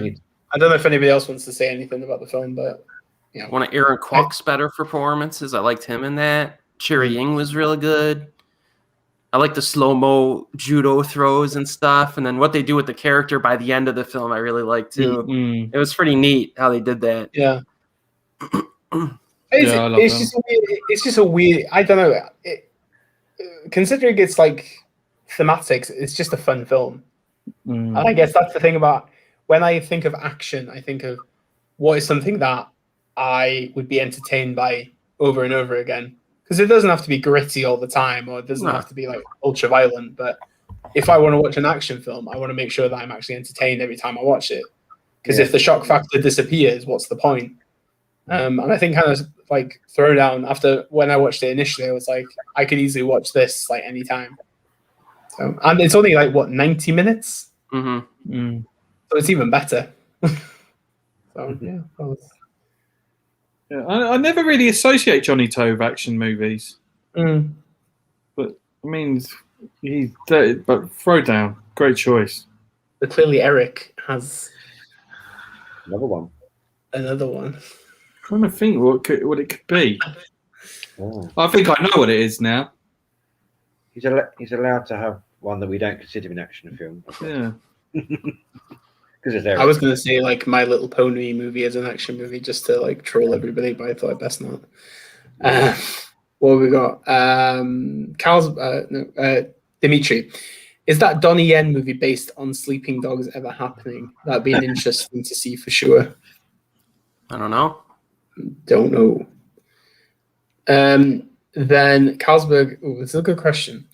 If you were to offer Lee a starring role, what would it be? I don't know. In an English speaking role. Do you know what? I find him suave enough to play a Bond. Yeah, like a spy espionage action Yeah. sort of film. He's done. He's obviously made similar. Like obviously, like Red 2, he is that. He's a mercenary in that, right? Mm. But I think unfortunately he's just kind of typecast into action in my eyes. But I think it might work opposite a talented lead actress in like a suspense thriller, like a guy who's unhinged or something like that. Yeah, because he's good. He's good looking enough to get the ladies in the theater because they'll go for the lead actress and this hot guy. But he's a good enough actor where he can play like a good complex character if they give it to him. That might work. Yeah, I don't know. That's a good question though. We never get difficult questions. That was actually a difficult question. What else do we have? Dutch film buff. Some big action scenes. His Escape, The Final Reckoning. Dimitri, Throwdown is one of my personal favorite films of all time. It's so sensitive, heartfelt. The final blindfold fight brings me to tears, he says. Then Nazrim Prod, I'm pretty sure I just reviewed Eric's Johnny to choice. Oh, Johnny Toe choice. Well, There's multiple options. Pete has been going through a little Johnny Toe little season at the moment. Makes me proud. So the update on the movie Dimitri. Last update I heard was 6 months ago when Donnie Yen announced he was preparing for the movie. And then Nazarene Brother then says, "Let's see if one of you choose the action film I just bought in your final choices. It's an Asian film." Ooh, getting interesting. We shall see. Okay, so moving on. Us. Okay, I'm gonna go for. Okay, I'm just going through my list now. I want to get a nice one that has a nice conversation. I'm gonna go for 13 Assassins because it's a really good. I mean, it is probably. I mean, it was between that and another Miike action movie, but I thought I'd go for that one because more people have probably seen this one. Yeah, what a film! It is super violent. You've got probably one of the most despicable bad guys I've ever seen in a film. He's just an absolute asshole, and you're just rooting for the good guys from the start of the film, just because of what he does to that girl. What he does to that girl is just, I think about it now. It makes me so angry. But yeah, the action is just intense. It is bloody. It's muddy. It's a just great action scene at the end. One of the best battles. It puts Seven Samurai to shame for its action scene. Same sort of action scene, but just done beautifully. Really good. It's not even pass it on to you guys. Terrible. It's not on my watch list. Oh dear. You never seen it? No. Well, I'm a little bit. I'm a little bit behind. Come on, but with these sort of films, I mean, to me, that's like it's not wuxia, is it? No, it's just sort of what it's. Yeah, it's just not found its way. You'd not mentioned it to me, I don't think. Is it available to? Oh, you can. Oh, it's easy to get hold of. You can rent it. Very easy to get hold of. I can see it's got a 3.8 on Letterboxd, so it's definitely, you're not lying. It's a good one. No, sorry, I've not seen that one, but it's on my list now. Thank you. It's somewhere up here. Yeah, very solid choice. I like how it builds up to the action too, and then it just satisfies you with like a 40-minute action scene at the end. Yeah, there's really not a whole lot of bad things I can say about this. I like the violence, the strategies and stuff like that are pretty neat. I'm trying to think if there was maybe a few moments where I had trouble understanding the honor that was displayed. Like, remember at the end where they were just annihilating them with arrows and then they just kind of decided to stop? I kind of wish they ran out of arrows instead. It would have made that transition better. But there's little nitpicks like that are all I can think of. Very solid flick. Blu-ray's £4 including postage on eBay. Wow. Maybe I should buy it. It's kind of funny when Dave's here because he buys when he's in the chat, and now he's just you're watching it every he's time. on the panel. He's still buying. That Halloween thing you sent me the other day, I was like, I don't even like the Halloween films, but it's like, it's a really, really good price. It's like all 9 films. Like, yeah, I get that. Is it Erik? Did you order it? Yeah, absolutely. Because I've only seen the first one, which is ridiculous. I've only seen the first one. Oh man. Then I thought to myself, well, I need to watch the rest of them at some point. This is a great way of watching them. Oh my god! Oh, I feel guilty now. I could probably sell it. Yeah, you can sell it to me. Erik, is 13 Assassins the last movie that Hiroki Matsukata was in? I don't know. I mean, he was a legend. I mean, he. Just trying to think. Oh no, it wasn't his last film.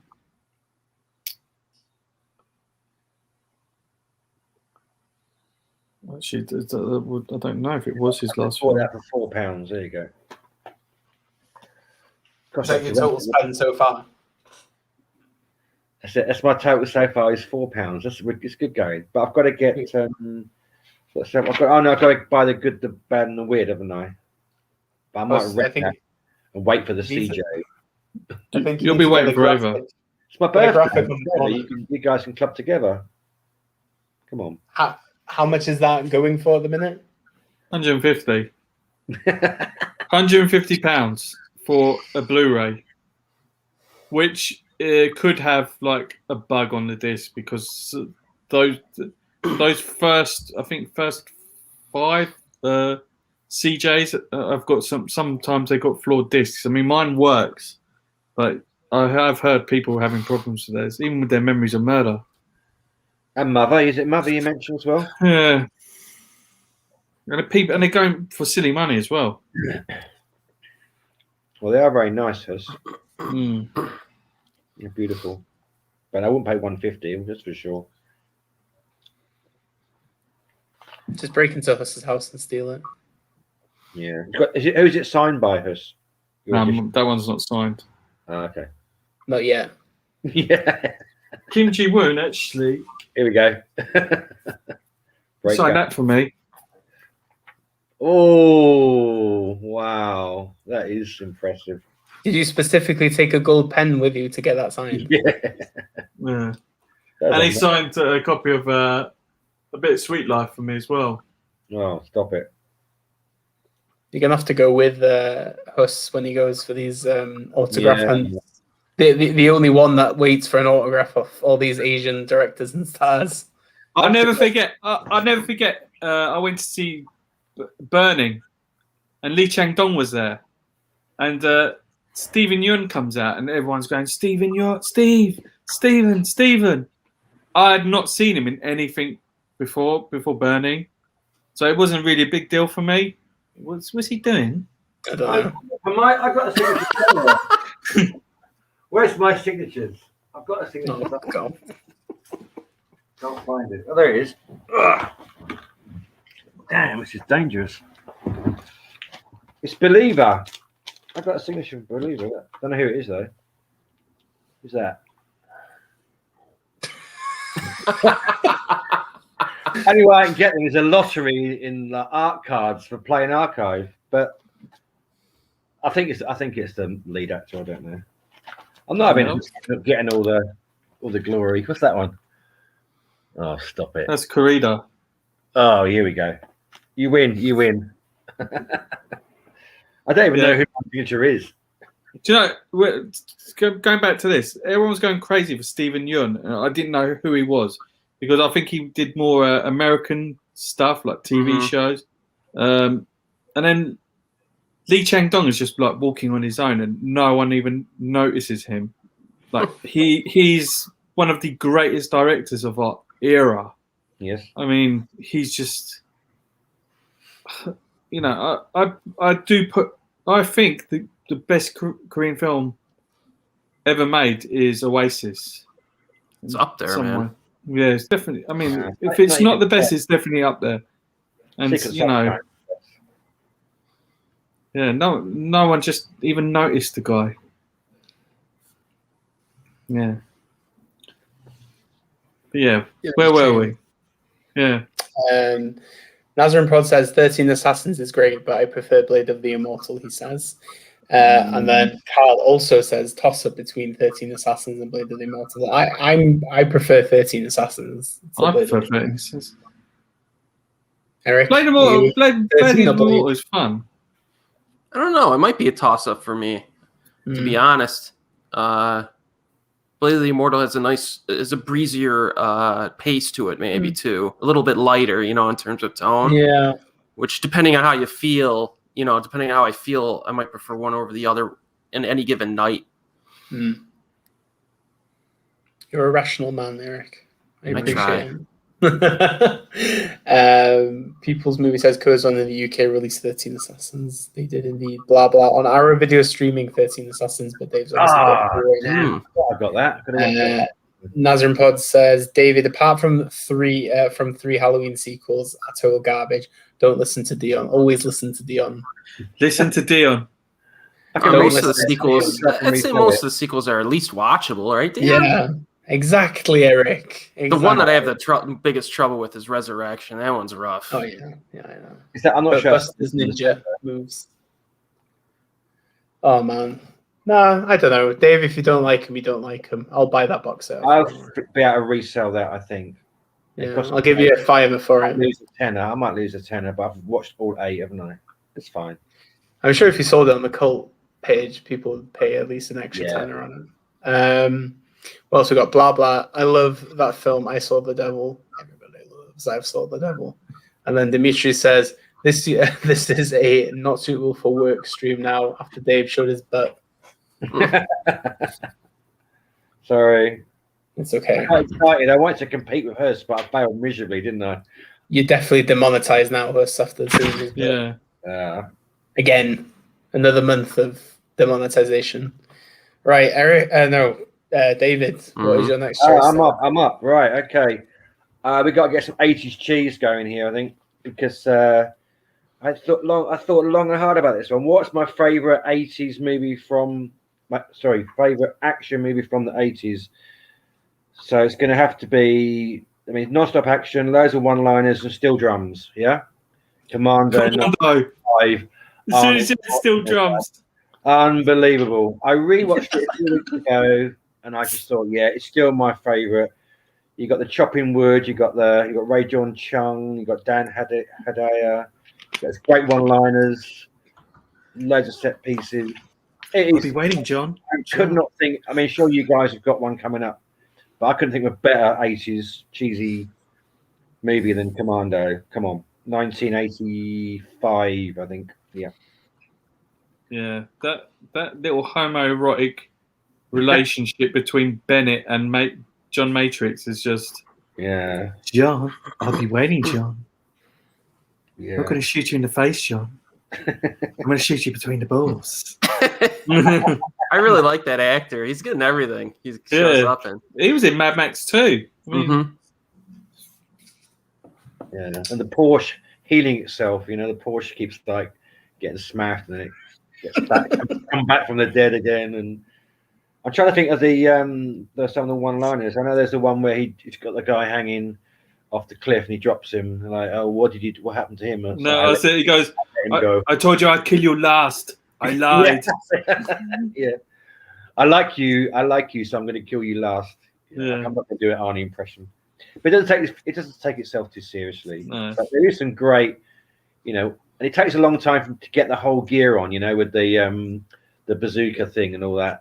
And the whole guns and the makeup, but do they sell bazookas like that in stores in America? Probably not.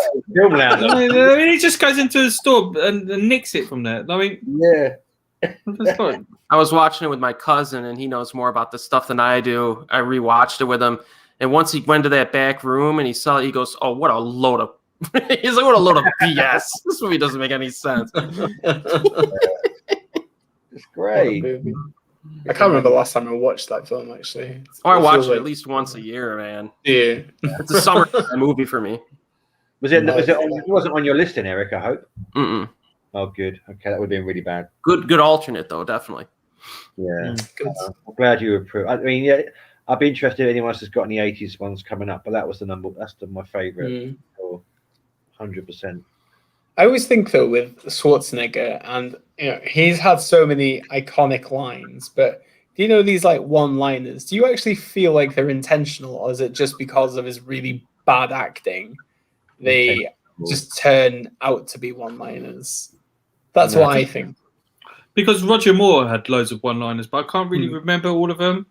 But because of the way Schwarzenegger just executes them, they sort of they stick, don't they? Yeah. Leave my friend, he's dead tired. Yeah.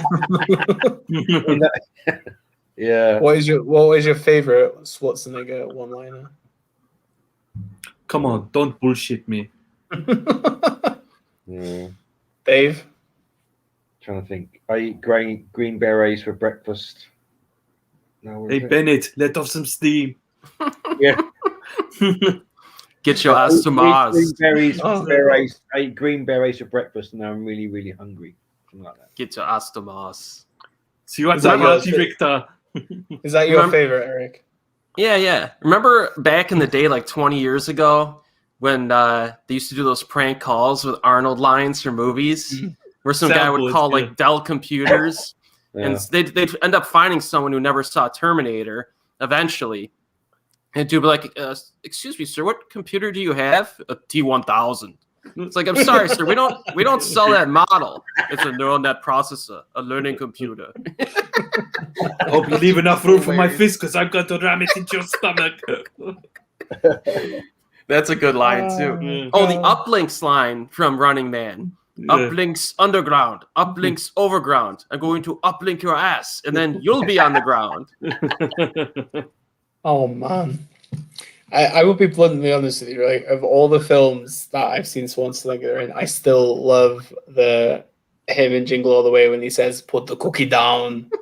Like, it's just, I don't know why. You know, he's made so many like iconic movies and said so many iconic lines, but "Put the cookie down" is the one that just always makes me think of Schwarzenegger.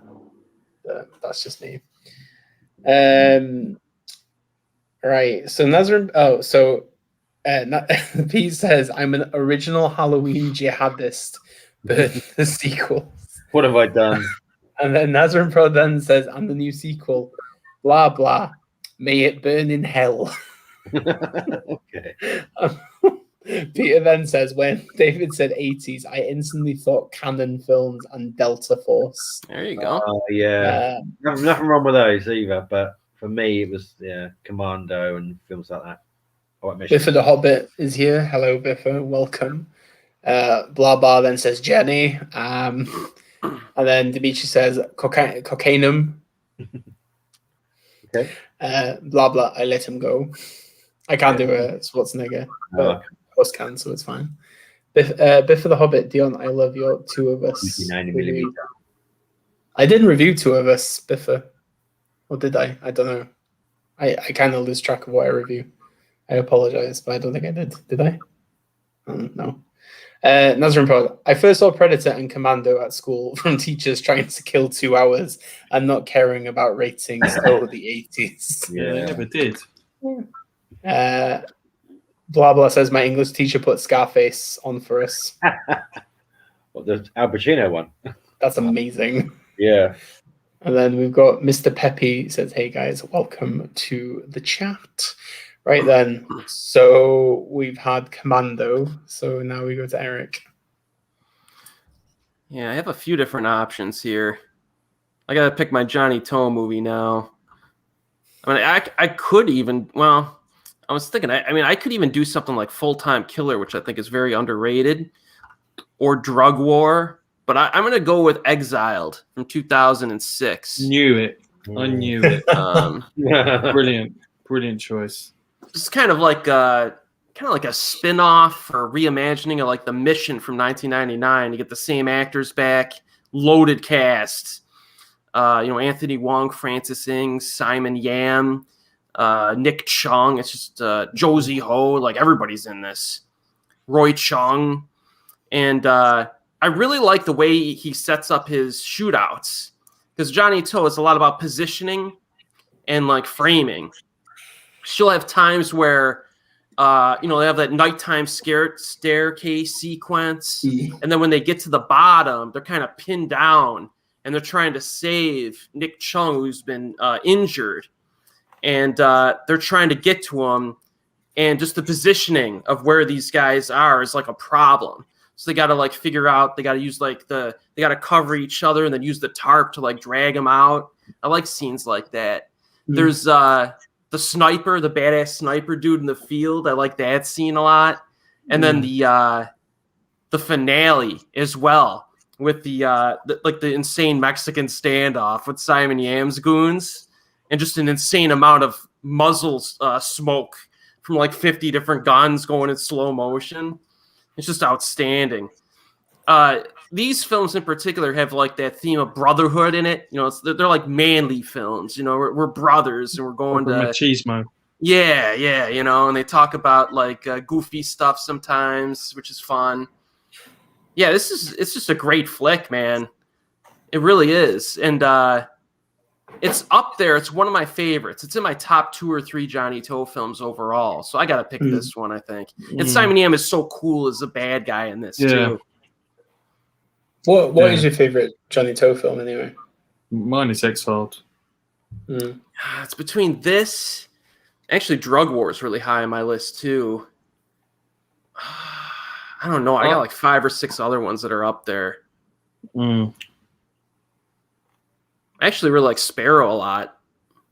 I love Sparrow. Still not seen that one. But since you talked about it now. It says Exiles on Sky Store, so that I can rent it.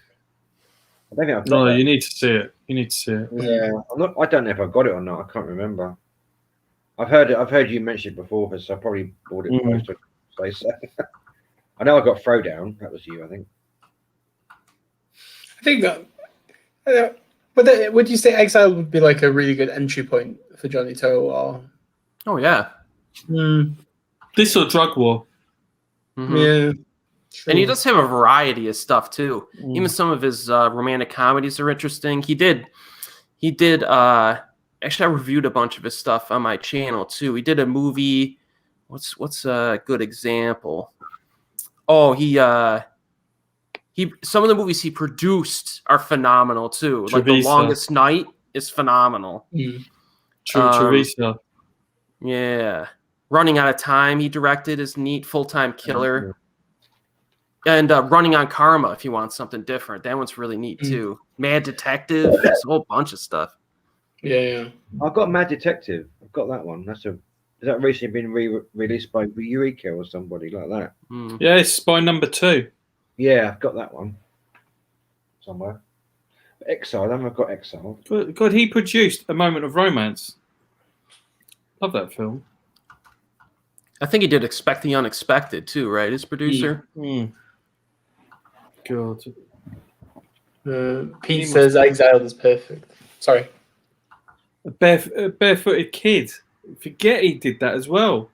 Because he did like Kung Fu films. Mad Monk, The Heroic Trio.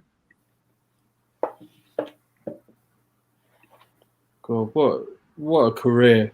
You could easily do a Johnny To stream at some point, I think. Yeah. And the election films too. Both election films are really good. Both of them are amazing, yeah. I think we're gonna have to do a Johnny To one month. Dude's no joke, man. Catching up to do, that's for sure. Wow. Yeah. That's That's the thing. If we do a Johnny To one, Drug War and Exiled is going to be like, Isn't Believer a remake of Drug War? Drug War, yeah. Okay. It's sort of like, yeah. I thought so. I have seen Drug War. That Drug War was amazing. So I've seen one Johnny To film then. Good. I think he's my favorite Hong Kong director of all time, Johnny To. Okay. Dave's just like, oh god. Yeah, I need to get down with the cool kids a little bit. I think The platinum card has to come out now for the. I've already got a couple of Johnny To films, so I'm gonna have to just watch them urgently. He's just made so many films. It's like Mike almost. He's like, and they're just, he's touched on so many genres as well. We could give it. I'm sure the three of us could give you a crash course list of priority titles. Well, we kind of gave them to you now, but yeah. I think that's consistency. That's the weird thing. To is a bit more consistent than Mike, I would say. Yeah. Yeah. Nothing against Mike, obviously, because we love Mike. There's quite a few Johnny To films on Netflix and Prime, so there's a good place to start. Yeah. Okay. Cool. Worth it. Totally worth it. What we got? Pete says Exiled is perfect. That's it. If you don't like it, that's the matter with you. Then Blah Blah says opening third of Exiled is so cool in that apartment. Won't say anything else. Then we've got Mr. Peppy says don't forget PTU. Another one that recently came out on Eureka as well, didn't it? Yeah, it's getting a Eureka. It's coming out, right? Yeah. Then blah blah says, Dave, throw money at Exiled, worth it. Drug war entry point in my view. Okay. Then Dutch Film Buff says my favorite Johnny Toe flick. Biffa says, Dion, I love your Dear Comrades movie review. Oh, okay. It's a great movie. More people need to watch that Russian badass movie. Well, it's not badass, but it's just really good. Dutch Film Buff, I love Spyro and Vengeance. Dustin, I sadly have not seen any Johnny Toe films. You and Dave should start your own discussion. Yeah. You can help each other out. I feel better now. Well worth checking out. Dustin says blah blah, great filmmaker. The one with Andy Lau as a bodybuilder. Yeah. That's Running on Karma. I've not actually seen that one. Okay, check that one out. Dustin Lewis, I have a few on my list now. That's okay then. Sparrow is wonderful and breezy, always makes me feel good, says Ugliness to Be Wise, great music as well. Blah blah, I got edition 1 and 2 on DVD on the way, can't wait to check them out. Then Dimitri says you don't go to Miike for consistency. LOL. That's true. And then Ugly Enough to Be Wise says, I recently saw Turn Left, Turn Right, and he directed with Wai Kai Fai, which is one that I didn't like that much. I remember liking that one. I think that it's got Takeshi Kaneshiro in it. That was a pretty neat one, I thought. But it's been so long since I've seen it. I just feel like I just need to watch some Johnny Toe movies now. I've got a weird craving for The Raid and Johnny Toe now. That's been my vibe so far. Yeah, I think that I think it was Graham was talking about when you get burnout from watching films. When I do, I end up going to watch Johnny Toe films because I feel like his films do. I mean, they're just entertainment. They're really great filmmaking, and his cast is always always great. He always has a great cast. Yeah, I always think Nick Chung is so underrated as an actor. I don't think he gets the recognition as other Hong Kong actors. Dante Lam uses him really well. Yeah, I mean, I find Dante Lam is another director a lot of people need to get into. Oh man, probably. I'm still trying to catch up with the Godzilla movies from the stream like 2 weeks ago. But you can always go back to them. I seem to have missed out certain. I don't know, in my life, even though I'm the oldest, there's gaps in my life, which I'm not proud of. Johnny. The thing is, you're never going to watch every movie you like. I know, but I really want to get into Godzilla, and I'm thinking, I've not watched them all yet, so maybe I should do Johnny Toe instead. It's just confusing for me. I'm sorry. Just watch them when you're at work. Erik's videos on YouTube, and also Peter Campbell's the Godzilla. So I think Erik's channel is a perfect place for people on where to start with certain films, because when he does a series on something, he goes so in depth, and it's really good to use that as and it's really good to have that as a starting.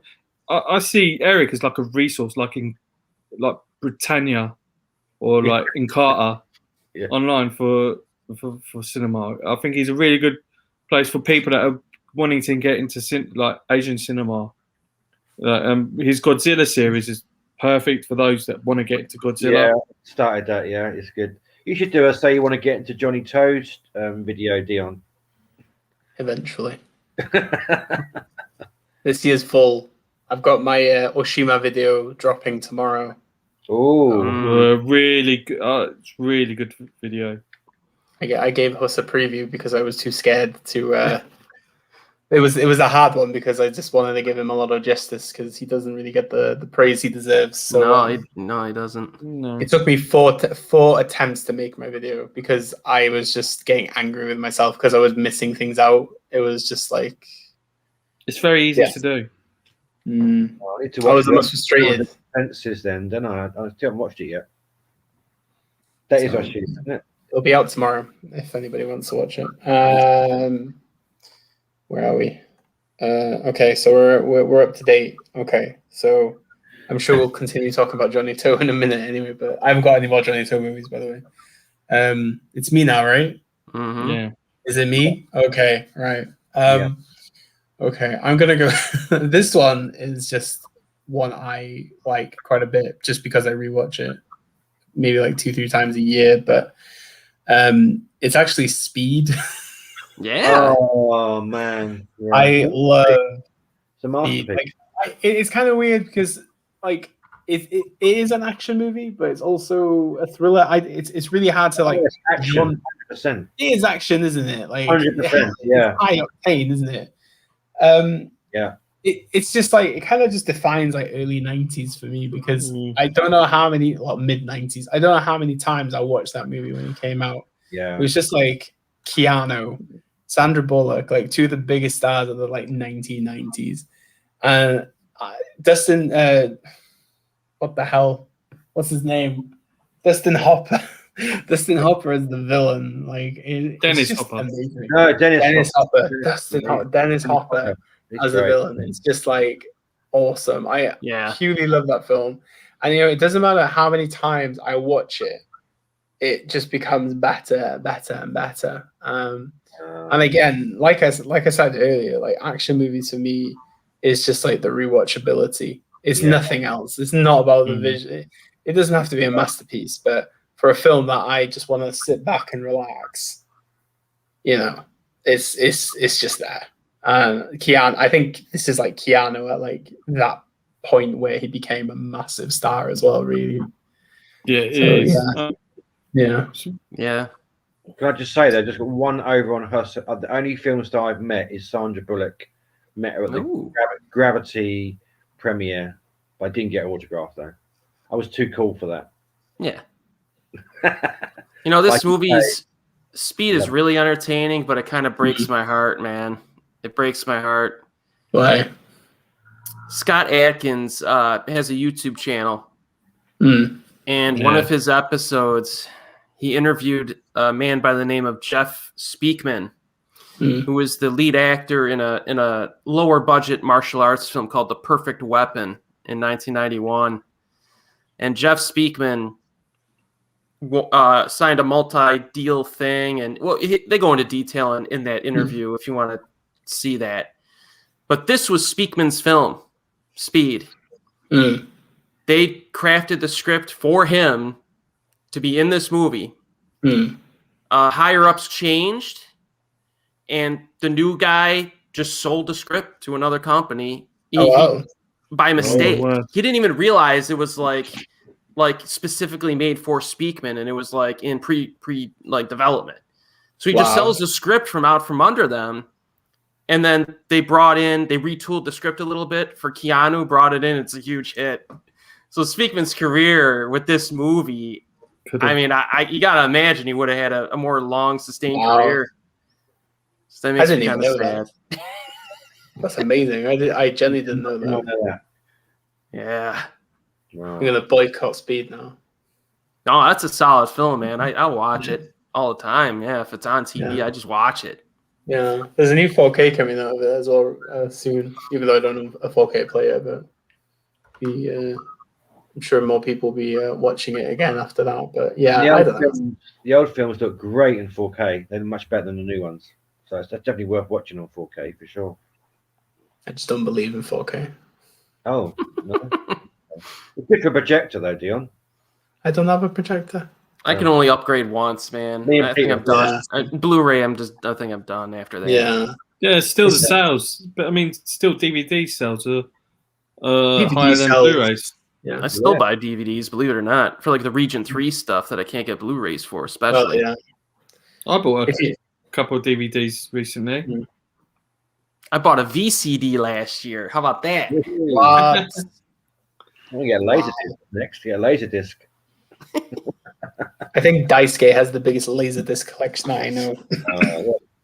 I regret selling my collection. That was a bad move. There's gatefold sleeves, beautiful. Anyway, it's crazy how much value there is in some laser discs these days as well. Though. Like they've kind of like the value's actually like gone up. And like Arrow box sets that get re-released on 4K now, so the value goes down, which is crazy. I still have VHSs Have you? of like Asian cinema. Have you? Yeah. DVD's still really good in South Korea, isn't it? I mean, Playing Archive still do a lot of DVDs, and in South Korea, DVDs are outselling Blu-rays massively still, I think. I read that somewhere.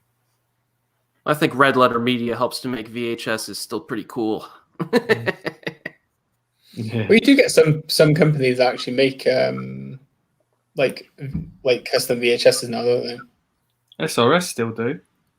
You do get it, but it's quite a hipstery thing as well, though, isn't it? Yeah. To own VHS. But anyway, what do people have to say? Blah blah says, cringe. I don't know if it's a cringy emoji or a laughing emoji, but Dennis Hopper makes it. I'm thinking about Gung Fu's here. You have been very quiet, Gung Fu. I'm shocked. I'm thinking about going all in with Dutch thrillers this weekend. Oh God, here we go. I really like. Peter then says, I really like Speed, but for Mad Bomber movies on moving vehicle, I go for Richard Lester's Juggernaut. Then Dutch Film Buff says, I know one good Dutch thriller. It's called The Vanishing. I'm not even going to try and pronounce the Dutch, but that's amazing. What about Amsterdam's pretty good? Ever heard of that one? No. With the speedboat chases in through Amsterdam canals. Yeah, try and find that one. It's pretty good. How random. Then The Perfect Weapon is cool, says Dutch Film Buff. Dimitri says Cruise Control. Let's go. Not seen that. No, neither have I. Has anybody seen Cruise Control? Speed 2, isn't it? Speed 2. Yeah, Speed 2. Yeah, I've never seen it. Oh yeah, I saw it. Did you? Willem Dafoe is the only remotely good thing about that. He puts leeches on his body to suck like poison out of his blood. It's like the only good thing of the whole movie. I'm like, where is he? Doesn't he have more leeches to put on his body? Willem Dafoe has been some random movies, man. Blah blah. Old films in 4K are incredible. Spartacus, Lawrence of Arabia have been absolutely seen to be believed. 2001.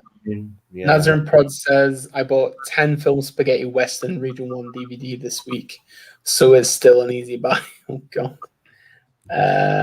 Dutch Film Buff, I bought 18 VHS tapes last month. Wow. Oh my god. What did you buy? Let me know. Dimitri, yeah, blah blah. 100% difference on some of those 4Ks is shocking. Lawrence Arabia, American Psycho are two massive upgrades. Curious to see how Basic Instinct looks. Oh yeah, Basic Instinct's getting 4K. Join the party, Dion. Join the party. Nah, I'm okay. It's fucking. It's expensive, man. £25 for an old movie. No, just buy it on iTunes for £3. That's what I do. They look the same. Yeah, I don't want to give my money to Apple either, though. Oh, okay.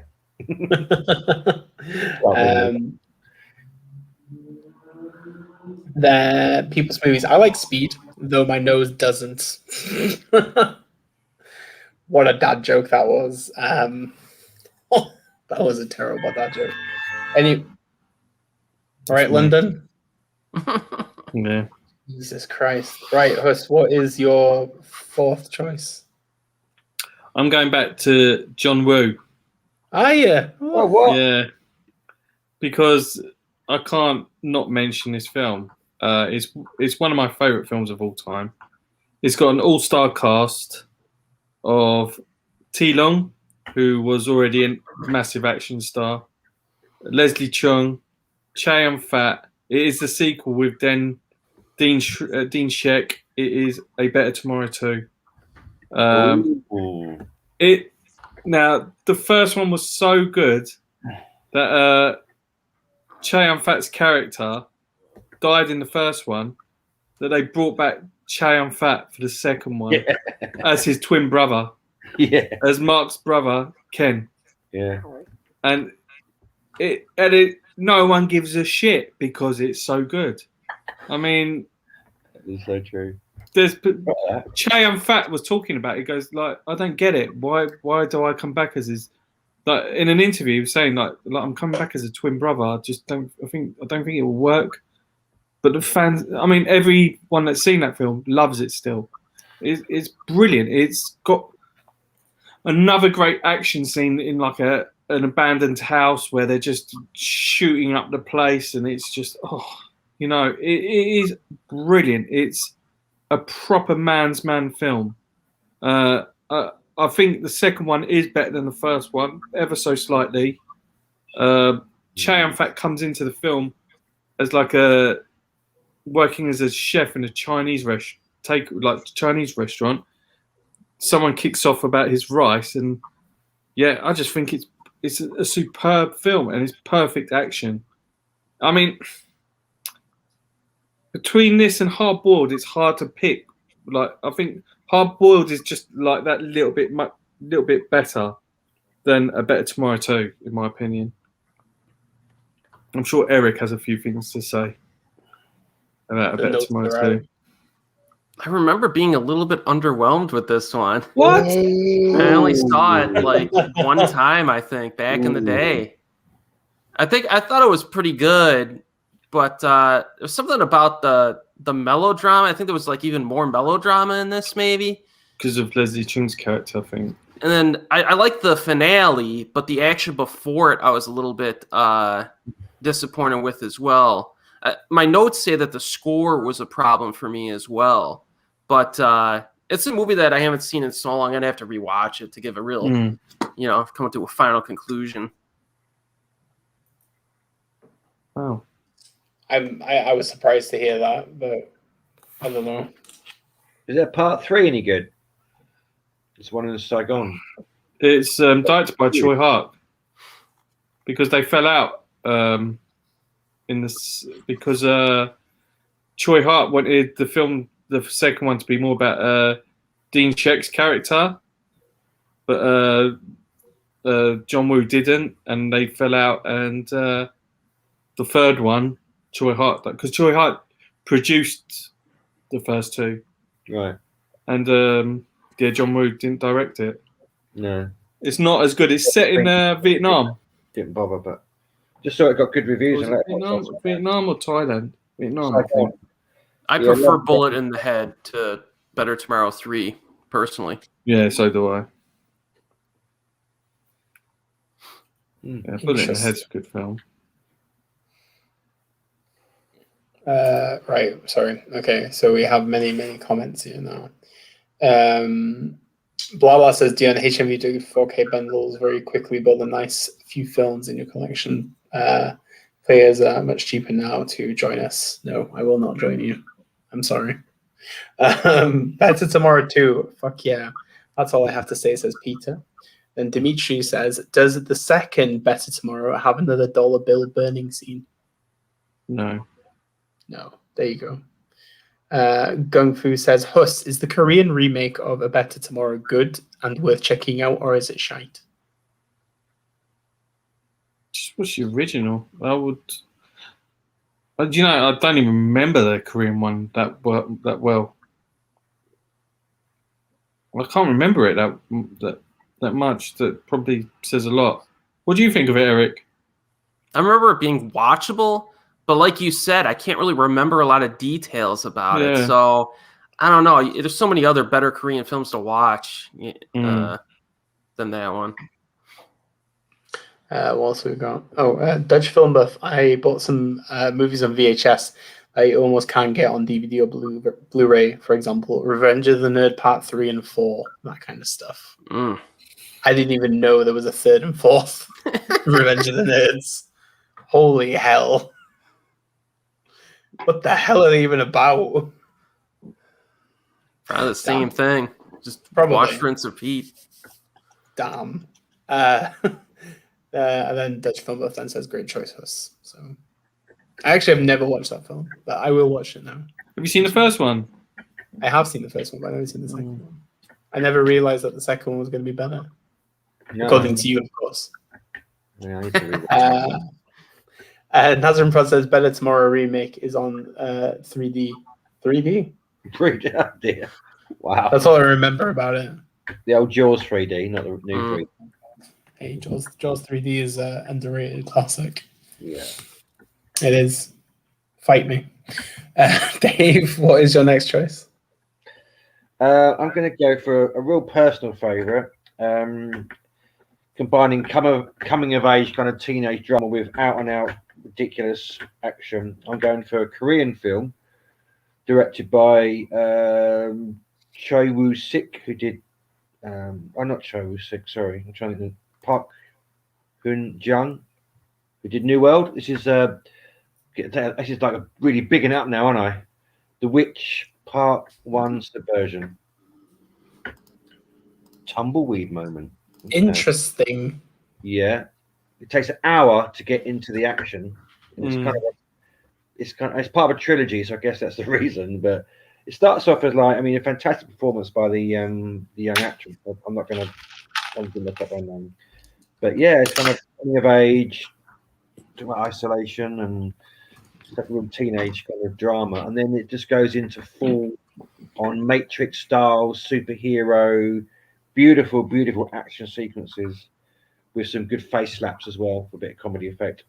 It's also got Choi Woo-sik, who's in Train to Busan, Parasite, Time to Hunt. He's really cool in this film. Really cool, great performance. He speaks English a few times, which I didn't understand that. I wonder if anyone knew. It just suddenly breaks out into English. Have you all seen it? Yes.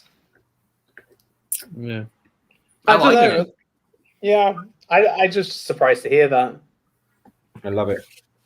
I really love it. It's not my. Is it my favorite Korean action film?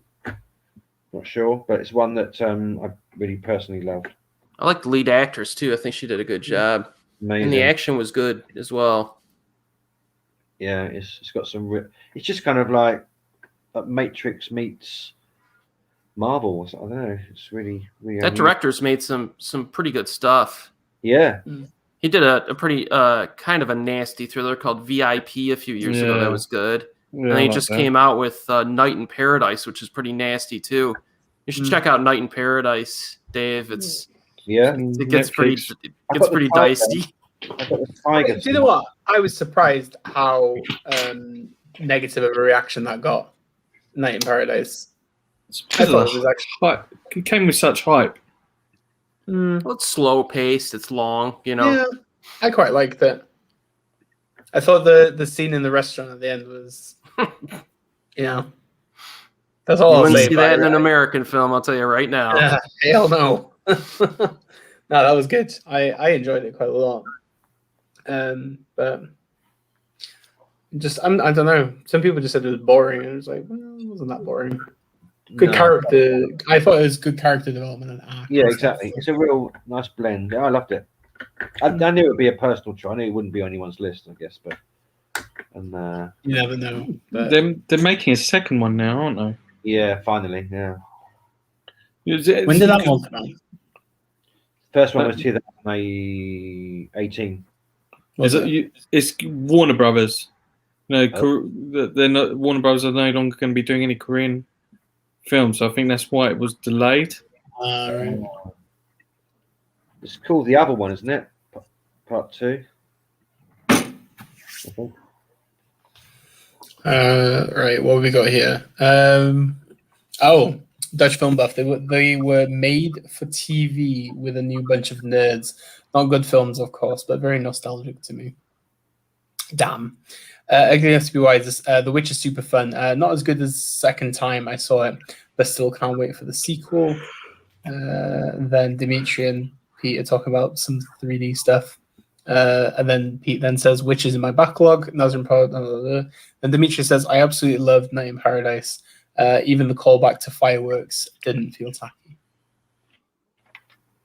Kind of weird that you won't get a physical release of that either. Because I kind of want all of his movies on Blu-ray. I'm sure it'll magically appear on some kind of eBay store eventually. But anyway. Right, Erik, what have you got next for us? I'm going to do an obvious one. But I gotta put it on the list. Drunken Master 2 from 1994. Jackie Chan. Directed by Lau Kar Long. You got Anita Mui and Ken Lo in this. And it's just, I mean, I like it better than the original Drunken Master. I think it's just so purely entertaining. Mm.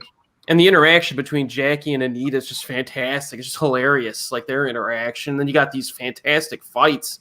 You got that stick fight or bow fight underneath the train that's insane. You know, there's another restaurant fight in this that's crazy. And the finale with Ken Lo is just completely absurd.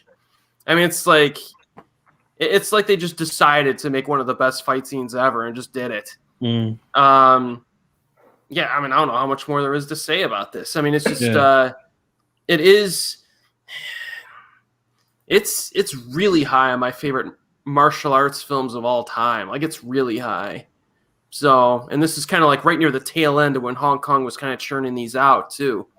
But yeah, if anybody hasn't seen this, they obviously they have to watch this. So I feel like I have to put it on the list. Got to get Jackie on here. Yeah, it's a must see. It's 100%. I mean, it's directed by one of the greatest martial arts directors. I mean, Lau Kar Long. He directed my favorite martial arts film. He's just an absolute god, and he's. I mean, his scenes with Jackie Chung are brilliant in this as well. They're just, yeah. Another great film with T Long as well. T Long, Andy Lau's in it. Mm-hmm. Yeah, great film. I only watched it recently, but yeah, I loved it. It was a lot of fun. I don't know. There's something about Jackie Chan, especially like early years Jackie Chan, that's just magic. He's lost that now. Yeah, he's too old to do that stuff anyway. Yeah, but even his charisma though, I feel like I feel like after a while he should have just went behind the camera and just produced a ton of awesome action movies instead. I don't know if he just feels the need to be in front of the camera all the time, but yeah, back then when it was just everything was in camera, stuntmen were just getting obliterated for our entertainment value. It was crazy what they did. Yeah, and he was bringing in his friends, you know, and I think he should just go behind the camera and start bringing up younger martial arts stars and just. I mean, he could be. I mean, he directed films, so the films that he starred in. So why can't he just direct movies now? And they got the talent. Yeah, I mean, even guys like Andy Yon or even Philip Ng. You know, I mean, I know I don't know about his acting ability, but the dude can move, man. So I mean, you could make tons of action movies with these guys. Exactly. Maybe you should make a business proposition with him.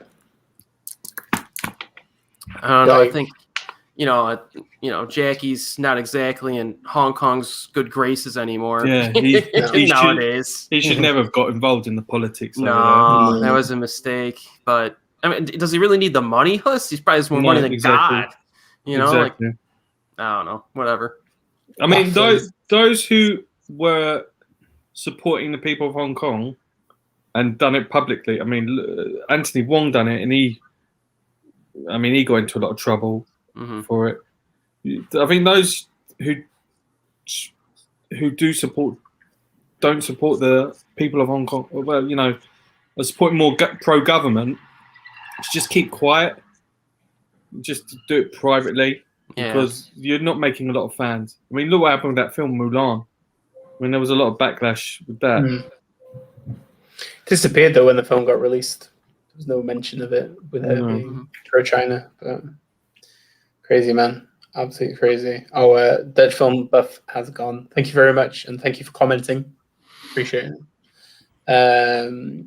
Then blah blah says, surprised no one has picked the Last Action Hero yet. Give us this time. Is there time though? We're at one of we have 5 selections left. You know? Then Dustin says, great choice. Drunk Master 2 is getting a new release from One Archive next month. Pete hasn't seen it yet. Blah blah says, Jackie Chan opened his mouth. I no longer watch his films. That's why I always separate the art from the artist. They could be serial killers. I'll still watch their movies. I just don't even care anymore. Yeah, I think I'm with That's you. me though. Kind of the same, to be Because honest. I feel like, where do I draw the line then? You know what I mean? Once I start that route, it's a slippery slope because there's a lot of slime balls in the movie industry. This is getting longer every week, isn't it? Yeah.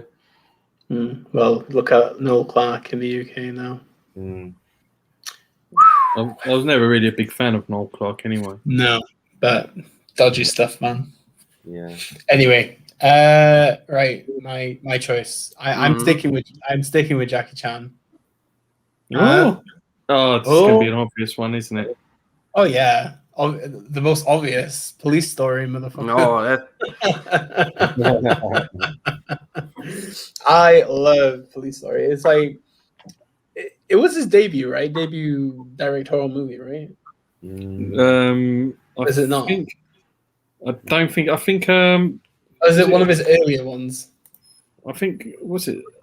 I'm trying to think now. I lose track. Was it something Hyena? Fearless Hyena? Yeah, I think that was his first direct. Yeah, Fearless Hyena, Young Master, Dragon Lord, and then Project A. So it's his 5th film. But it's just high entertainment, man. I think it's just like great cop kind of action, fun villain. Just the action sequences are insane. The fact that you know that he did everything.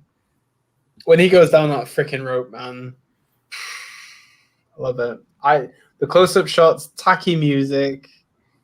It's just Maggie. He sang that song. He sang Maggie Chung, Bridget Lynn. Yeah. It's just I don't know. I love it. It's my favorite of the Police Story films, anyway. But there's not much else I can really say. It's just that movie that I just love. I've watched it. After I watched it, I've watched it a few times now. It's just easy watch. Did anyone watch it in 1985 when it first came out? Did you? I did, yeah. Nice. It was free.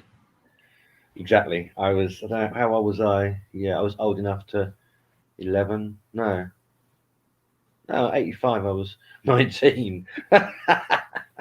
Great. Brilliant. I remember Jackie made this movie because he was pissed off. On VHS when it first came out. Yeah. Jackie made this movie because they were mad of how they used him in The Protector, that American film. That's why he made this one, because he was really mad that how they used him in that film. So he went back and said, "I'll give you something." He made this movie. I saw an interview about how he made it. He wanted to make a few scenes and then build the story around those scenes. Like the car going down the village was the scene, the bus scene, and the shopping mall scene. And then, let's just build the story around that. And it's just like, wow. It seemed to work. I mean, the bus scene for me is just phenomenal. Yeah. I love that scene.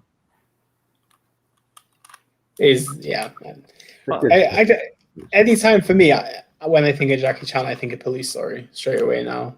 It used to be what was the name of that film? Was it Shanghai Nights that he made? Oh. I think that was my first ever Jackie Chan film. Shanghai Nights. My first Jackie Chan. How offensive is that? The other big one to watch, Dion, if you haven't already, is Project A. Have you seen that one yet? It's been on my list. The bike scene where he's on the bike Yeah, Project A that's the other one to. Yeah, I'm trying to go through a lot of the earlier Jackie Chan films. I kind of stopped at one point, but no, I definitely need to go back to Chan. So I watched Drunken Master when it first came out as well. I've realised, and Armour of God. I remember Armour of God. Yeah, wow. There used to be VHSs of them. I remember my uncle used to have quite a few Jackie Chan movies on VHS, but I just never remember watching any of them with him. I don't think so. What we got? Peter says, "I'm pretty sure Police Story was the first Jackie Chan film I saw from the glory days of local newsagent video racks." Yeah, that's we must be similar age then, me and Peter. Blah blah says, "First Jackie Chan film I saw was Rumble in the Bronx." Me too. Yeah. And then People's Movie says, I saw on Channel 4 in the early 90s, always played his films late night, especially at Christmas. Yes. Remember that. Don't get that anymore. Yeah. That's crazy. But what is your favorite Jackie Chan film? Well, apart from Police Story. I think Drunken Master 2 might be, actually. Trying to think. Could be Project A, because I really love that bike scene when he's doing the fight scene on the bike. I think that's just, I fell in love with that. And the pirate fight at the end is good too. Yeah. Oh, that's got a really good cast. Really good cast. Project A. Are we sure it's not what was it? Around the World in 80 Days with Steve Coogan? Varney as well. Oh God, man. Going through my first Jackie Chan movie was Enter the Dragon, Fist of Fury. We forget. I mean, he was a stuntman in Fist of Fury. Do you think he always got like the pressure of being the martial arts hero? It was a Bruce Lee. Yeah. I don't know. He had his own style. That's the thing. I mean, Jackie Chan always did have his own style. Yeah, but he was the next big thing, though. In many ways, I guess. Well, especially transferring over to the West, I guess. Like being more known in the West, probably. I always find it interesting to think like, because I've never like read or watched quite a deep interview with him because he's very vague about his life. I've never like heard him being quite, talking quite candidly about anything, which I find interesting. But maybe he's just quite a private person. I don't know. Well, clearly he's not, but weird. Anyway, what is your last choice, Mr. Huss? My last choice. Let me go get my list up. Okay, I'm going to finish with a Korean film. Ooh. And it was the last. It was the first Korean film I ever saw. It is City of Violence. Ooh. Was that an answer? No, but it's definitely could be an alternate for me. A guy comes back after his back to his hometown after one of his friends is killed, and he sees there's a lot of shit going down since he left. And the fight scenes on the street are just absolutely brilliant. Ryu Song-won directed it. I mean, he does a lot of great action movies like The Veteran, Berlin File. Berlin File is just brilliant. He's just a great director. And in this, I mean, who's the lead actor in it? I'm trying to think. Because he's a MMA fighter. Jung Do Hong. Well, he's more of a stuntman. He doesn't do a lot of acting. I know he's he's mainly like a stunt coordinator. He does a few films, but he's not known as an actor so much. But I think this is his biggest film. But it was the first Korean film I saw, and it just blew me away. And it got me into Korean cinema. Yeah. Don't know if anyone else has seen it apart from Erik. I've not seen it. No, it's on my watch list, but I'm just seeing how I can watch it. I think there's a UK DVD of it. Google. Oh, is there? DVD? Yeah. I remember passing by this multiple times at Blockbuster Video back in the day and being like, I don't know, this looks kind of generic. And then I rented it. I'm like, this is sweet. There's a scene in the street involving like school kids. Yeah. outrageous. It's awesome.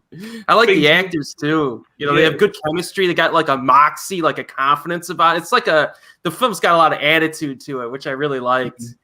Yeah, and there's this fight scene, and the camera just goes above everyone, and it just shows all the rooms filled with all these bad guys in it, and everyone's fighting with sticks. And there's a scene where one of the good guys gets a few of his fingers chopped off, and he ties the stick to his like stump. He's only got like 2 fingers or 3 fingers left, and he's just ties it to his hand, and he's just like, you just see everyone just beating the shit out of each other. Oh, the action is just brilliant. It's so well choreographed, and it is so much fun. I need to rewatch it, and I'm just been waiting for like a nice remaster of it. But I have got the DVD, which you know, I absolutely love this film. It's just so much fun. Right. Yeah, it's well worth picking up. I mean, it's not available to stream high definition either. No, it's not been remastered at all. No. So, you know, this is Josh's first Korean film as well. Really? Yeah, we were both talking about it. Like, what? No, I said, yeah, City of Violence was my first Korean film, and he's like, me too. It's just like, wow. Mine was Shiri. It was my first one. Well, same era, wasn't it? It was 99 with Shiri, but £2.69. When did it come out? I think City of Violence was 2006 or something. Yeah.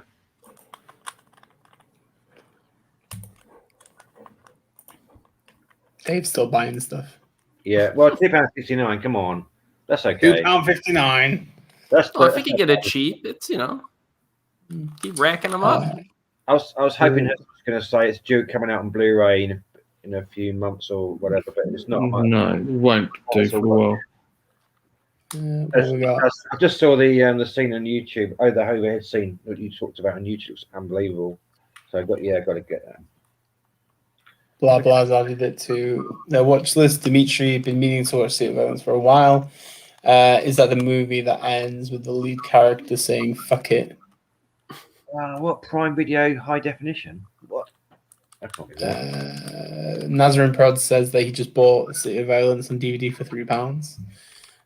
Andre says great choice, Us. Dustin added to my list. This is the most popular watch list ad so far, I would say. Dave, it's in HD on Amazon Prime. Nah, it can't be. It's not remastered. How can it be? Oh, maybe upscale, perhaps. Well, they have got what is it? School. They got what film have they got? Ringo Lam one, which I think is an upscale. People's Movie says here that Prime Video says HD $6.99. That's got to be an upscale, isn't it? Physical media is better. Then Gung Fu says, I'm keen to watch the Korean movie City of the Rising Sun 1999 when it comes out on Blu-ray or 4K. I've never seen that one. Never heard of that one either. Dustin says The Host was my first Korean film. Well, that's an intro there. I think Old Boy was my first Korean movie. Maybe, probably. Spring, Summer, Autumn, Winter, I think was mine. Ooh, all good first choices. What was your first Korean movie, Erik? Shiri from 1999. Kind of a generic action flick, but it has a Korean flavor because it focuses more on the romance and melodrama. So it's a little different from an American action flick. No, blah blah saying it's not on Amazon Prime. Oh god, you started something near us. Yeah, we don't mind spending £3 though on a Huss recommendation. £3. All right, can't go wrong with that. Well, in the last stream, Erik got everyone buying Big Man Japan. Yeah. Did you pick up as well, Dion? Everybody picked fucking Big Man Japan up. That director's a hoot. I'm sure the studio, whoever made that film, is quite happy to get some royalties finally for the movie. Anyway, wait a minute. Andre, Old Boy was my first Korean movie. City of Violence was my second. Oh. Blah blah. Sympathy for Mr. Vengeance, my first Korean film. Man. Good. Damn. Good entry point. Dave, what is your last film. Have we had any lady directors yet? No. I think so. Right, let's have one then. Not for the sake of being a lady director, but 1991, Keanu again. Oh, we know this. Very gorgeous Patrick Swayze. Point Break. Which, he's got the whole lot: bank heist, surfing, parachutes, homoerotic relationship somewhere. I think there. Richard Nixon masks. Just yeah, it's a wonderful, wonderful film. What can you say about Point Break? Hopefully, everyone would agree that it's a great action, one of the great action movies. Keanu's best film, maybe, I don't know. But him and Swayze, what an amazing chemistry. And then Gary Busey as well. Gary Busey. Yeah. A legend. Catherine Bigelow's made some good action films. Near Dark, Zero Dark 30. Yeah, she can make some kick-ass films. Had to get Point Break in there. Good choice. Yeah. That was the first film I watched in 2020 on New Year's Day. It was like 1 a.m. I feel like I can't watch the movie now because I feel like it could be cursed. Yeah. I don't know. So I stay away from it, even though I do love it. Good choice. But it's, I mean, the relationship between Keanu Reeves is interesting, isn't it? Yeah. I used to watch erotic, maybe not, but I think it's more than just an action film, isn't it? Yeah. It's an amazing. I can't believe they remade that movie. Oh. Yeah. Is the Fast and the Furious? That's technically a remake. Well, not practically a remake. I can't remember. It had a weird title to it, but yeah. 2015. Point Break for me, a real comfort movie. If that makes sense. Oh, it was just called Point Break, 2015, directed by Rick. I never King. even watched it. Yeah. I already forgot it existed. It cost them $105 million. It cost them $105 million to make, and it made a total of $133 million in income. So it lost money. Very big loss. Gung Fu is asking to Huss and Eric, any thoughts on Nowhere to Hide from 1999? I started watching it, but I never finished it. Nowhere to Hide. Ooh. I have problems with that director. I think he's way too artsy fartsy for its own good. I think I liked one of his movies called M. But back in the day when I watched some of his other stuff, I didn't like it. Thought he kind of outsmarted himself as a director. But I think I'd be ready to go back and give him another chance. So a lot of people hold that movie in high regard. So I probably should give it a second chance. Yeah, it's got some of the best veteran actors. I mean, Anson Key, he's one of the greatest Korean actors. Yeah, I need to rewatch it as well.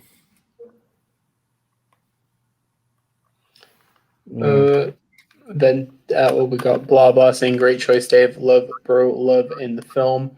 When he shoots in the air, just brilliant. Bro love, yeah, that's what it is. Bro love. Dimitri, Point Break is a classic, some of the most iconic 90s imagery. And then People's Movie says Point Break remake was, I'm assuming he's trying to say shit. So, Eric, what is your last choice? Man. Here we go. You know what? I got to get our man in there.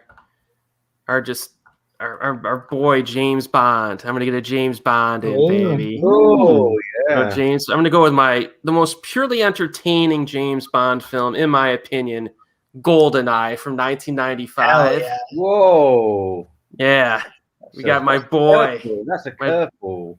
My boy Pierce Brosnan, baby. I love this dude. His Bond. Even his crappy films, like I watch because of him.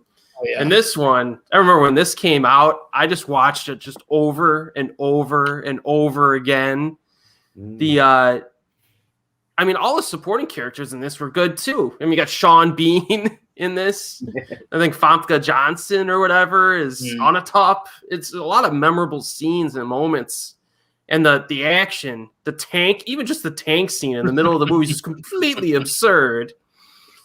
And then the finale delivered. I mean, and even like the Bond girl, I forgot the actress's name, but she was quite good in this too, I thought. I think I read somewhere that she was given the leading role in L.A. Confidential, and she turned it down, if I remember correctly. So that was not a good move. But she wanted to be with her family and stuff, I guess, which is fine. But yeah, GoldenEye is it's so entertaining, nicely paced. Yeah, Brosnan in his first film was completely at ease in the role. He just jumped right into it, and yeah, I could watch this film on a loop. I really like it. That's my last choice. Brosnan is my favorite Bond. He gets a lot of crap now for some reason. I don't know why. Brosnan's class, man. Yeah. No, Peter says Pierce Brosnan is the worst Bond for me. I block out that era. Roger Moore's my least favorite Bond. I don't like Daniel Craig all that much, to be perfectly honest with you. I think he's 50-50. I mean, I don't think he elevates the films he's in. The only reason Casino Royale and Skyfall are good is because the film around him is good. Whereas Brosnan, I think, can make a crap film watchable. That's the difference for me. But that's the thing. Even when you look at Brosnan now, you just think James Bond. Yeah. If they just said you want to play, if they offered him Bond now, I would still pay to go and see it. Just do Roger Moore era revamped with Brosnan. It was a change of tone from Timothy Dalton, because Timothy Dalton, I think, was before he came before his own time. Yeah, definitely. I mean, if he made Casino Royale, bloody hell, that film would have been amazing. Yeah. I mean, he was too dark for the era, because you had Roger. He just came after Roger Moore, who was like a clown, basically. And God bless him. I like some of his movies, though. Yeah, I mean, I do like Live and Let Die. Live and Let Die, which is his first one. I like Fear Eyes Only too. And I like the Golden. I like the car in is it the BMW Z3 in GoldenEye? The blue car is really cool. And Judi Dench is in it. It's M, isn't she? Yeah, she was a good M. First one, wasn't it? Yeah, she was a great M. Timothy Dalton's a local legend to me. He was born about 20 minutes from where I live. Do you ever see him? Have you ever seen him in the pub or anything? No, of course not. It's like when you ask me if I've seen Gareth Evans in the pub. Anyone that's Welsh always say, "Do you ever see him?" There's a lot of mountains and lakes like between like most villages in this place. Shirley Bassey. Shirley Bassey. No, I've never met Shirley Bassey. I've crossed paths with Tom Jones once.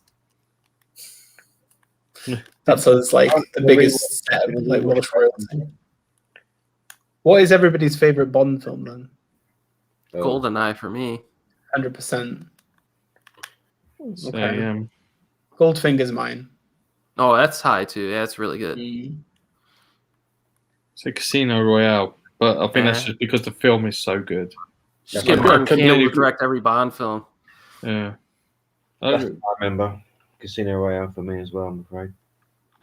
Mads Mikkelsen's one of the best Bond villains. So. Oh no, he's brilliant, isn't he? Yeah.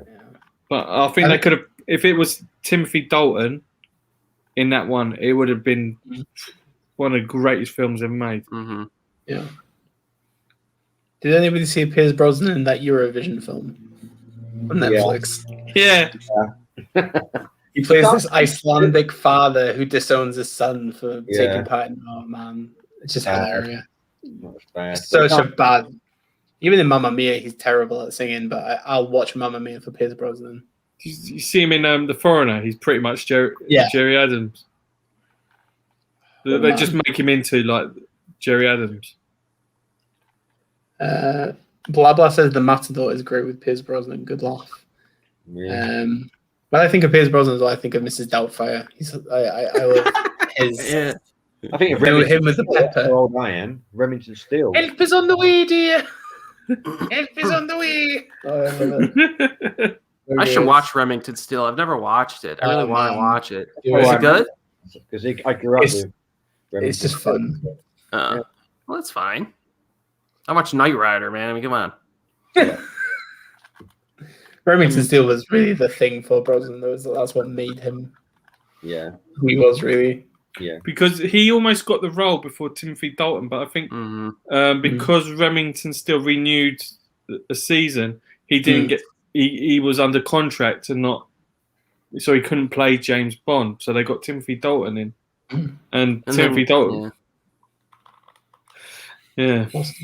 And Dalton was going to be in GoldenEye, and then there was a lawsuit or something that happened that delayed it outside of his contract period. So they both kind of got screwed a little bit. What else we got? Dimitri, GoldenEye video game arguably gets more recognition than the movie these days. The video game was impressive though. I beat it in 5 minutes. First time you meet 006, I just shot him. The game said I lost, but I technically won. Nazarene Pro. I saw Brian Cox in the pub once. Did you speak to him? I don't know. Did you buy him a pint? People's movies, Live and Let Die is mine.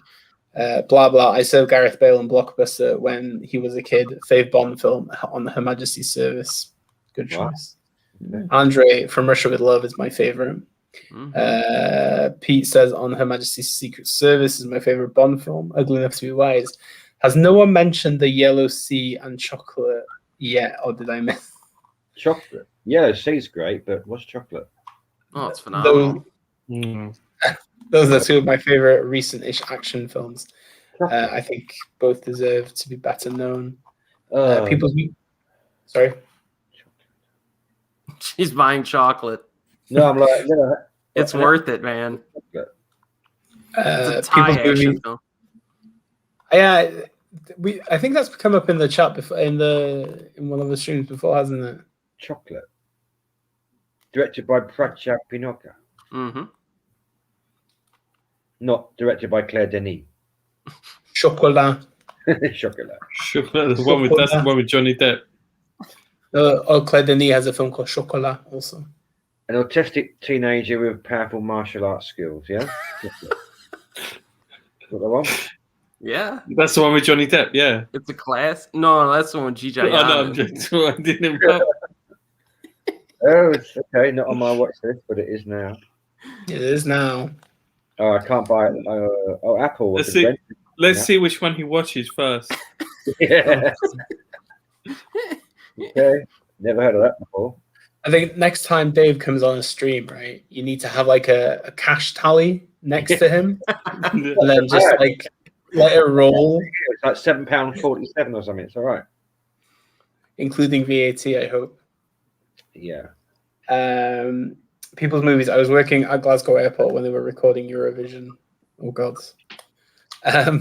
Blah blah. Yellow Sea is excellent. Pete did not buy Brian Cox a pint because he's cheap. And then says, anyone seen? I ain't saying that one. I ain't saying that one. I was close though. Yeah. I've learned my lessons with going through many moons ago. He doesn't come on anymore. I don't know if we've upset him. Is it because we don't say it? But he needs to go on Big Paulie's stream and just Big Paulie doesn't even spot him. I mean, that guy, he just reads everything. Your favorite Hoover, he doesn't get it. Yeah. Have you ever given birth?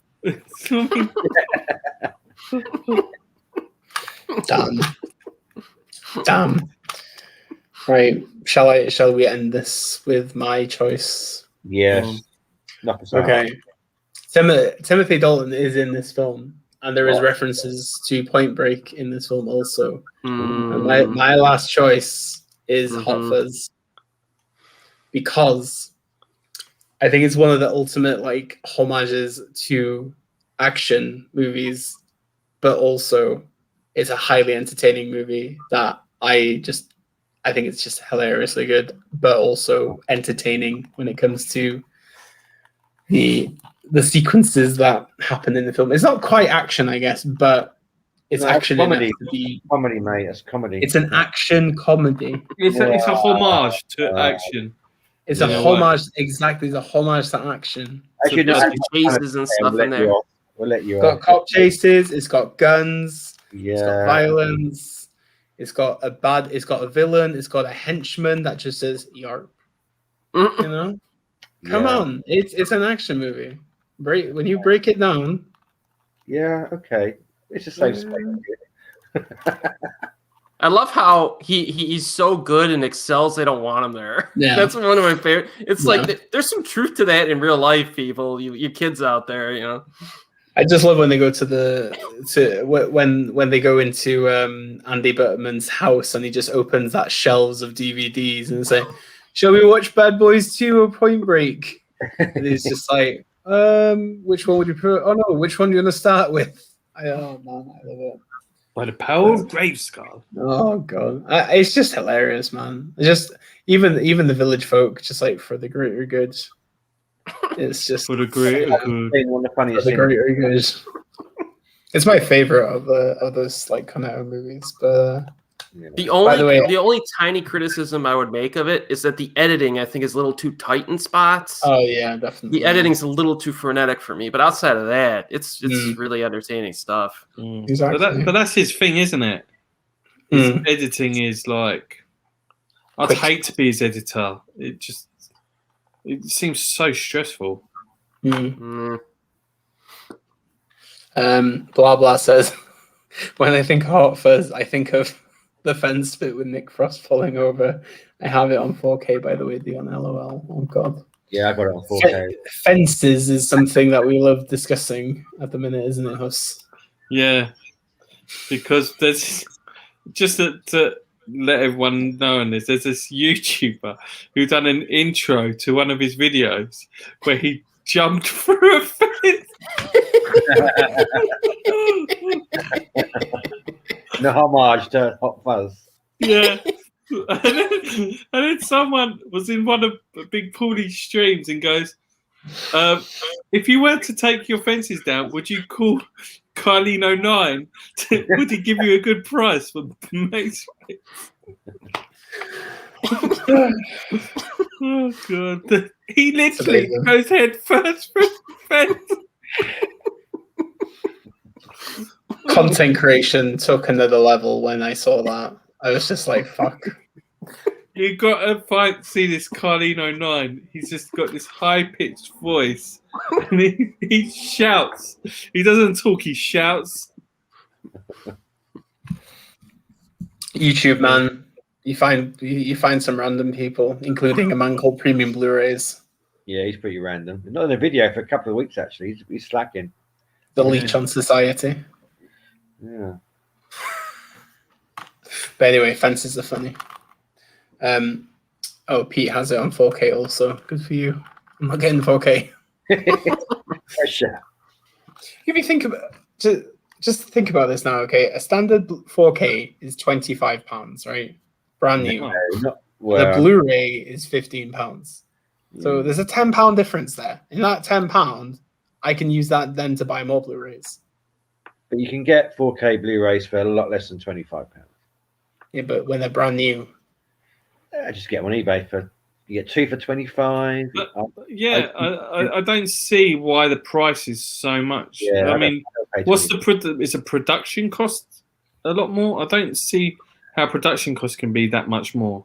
They think 4K owners are richer, don't they? I guess. Oh, Pete says Hot Fuzz's plot is basically a giallo. That's a fair point also. Mm-hmm. Ooh, okay. There's a lot more to it, but I remember going to see that movie with a hangover. My hangover was gone straight away after I watched it. I just laughed my head off watching it. I saw World's End first time a few weeks ago. I wasn't that impressed though. You know, it's not bad. What's that? Well, I saw World's End for the first time a few weeks ago. Yeah, I wasn't all that impressed with that one. It was okay, but yeah. Pierce Brosnan's in that also though. He got 2 Bonds in his movies. Shame he didn't get one for Shaun of the Dead. That would have been a recurring pattern. Who would you have got? Roger Moore. Could have got Roger Moore in that. Probably not Sean Connery. Sean Connery was always expensive. Well, he never was expensive at the end, apparently, when he was making movies. But He did that really shit one with Catherine Zeta-Jones. Oh, She's playing both sides. That one. what was it called again? I forgot. Entrapment. Yeah. Entrapment. Oh my god! Playing both sides. That's all I remember from that movie. Never forget that. What was the name of when he was the villain in the Avengers, when he was like using the weather to manipulate the world.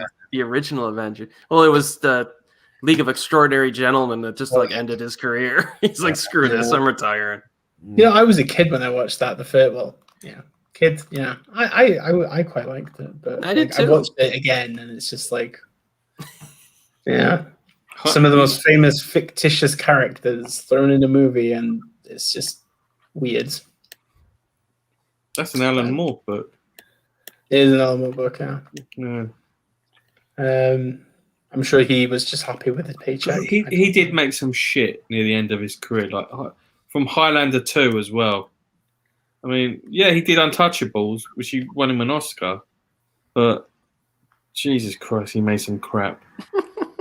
This is Sean Connery. I mean, I tried to sit through Zardoz and I had problems with that one. I love Zardoz.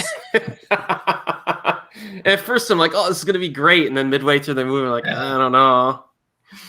Oh man, I think Ben Wheatley's a massive Zardoz fan, and I was at a screening for High Rise when he was there, and then I actually like talked to him at the bar about it, and he was just telling me, honestly, just go in with no expectations, and it will be better than you think. That's what he said to me. So I took him on with that, and you know what? I don't mind it. But Sean Connery in that Mankini thing. Like, what the fuck? Peter made a good video about Zardoz, actually. Well, my 4K was 23 quid for the Cornetto trilogy. Where are you seeing these prices, lol? Yeah. In HMV. Oh, yeah. Don't worry about HMV, though. What else we got? Pete really likes The World's End, as we would expect. Blah blah. Hoping we get to see Edgar Wright's new film this year. Yes, we will in November. But also, it's allegedly playing at Cannes Film Festival. Dimitri, remember Entrapment? Lol. I feel like I have to rewatch Entrapment now. But did anybody have any honorable mentions, by the way? yeah, I've got some. Yeah, I got a couple as well, yeah. Go ahead. Go on, Mr. Huss. Okay, I've got Kung-Fu Hustle, Let the Bullets Fly, SPL,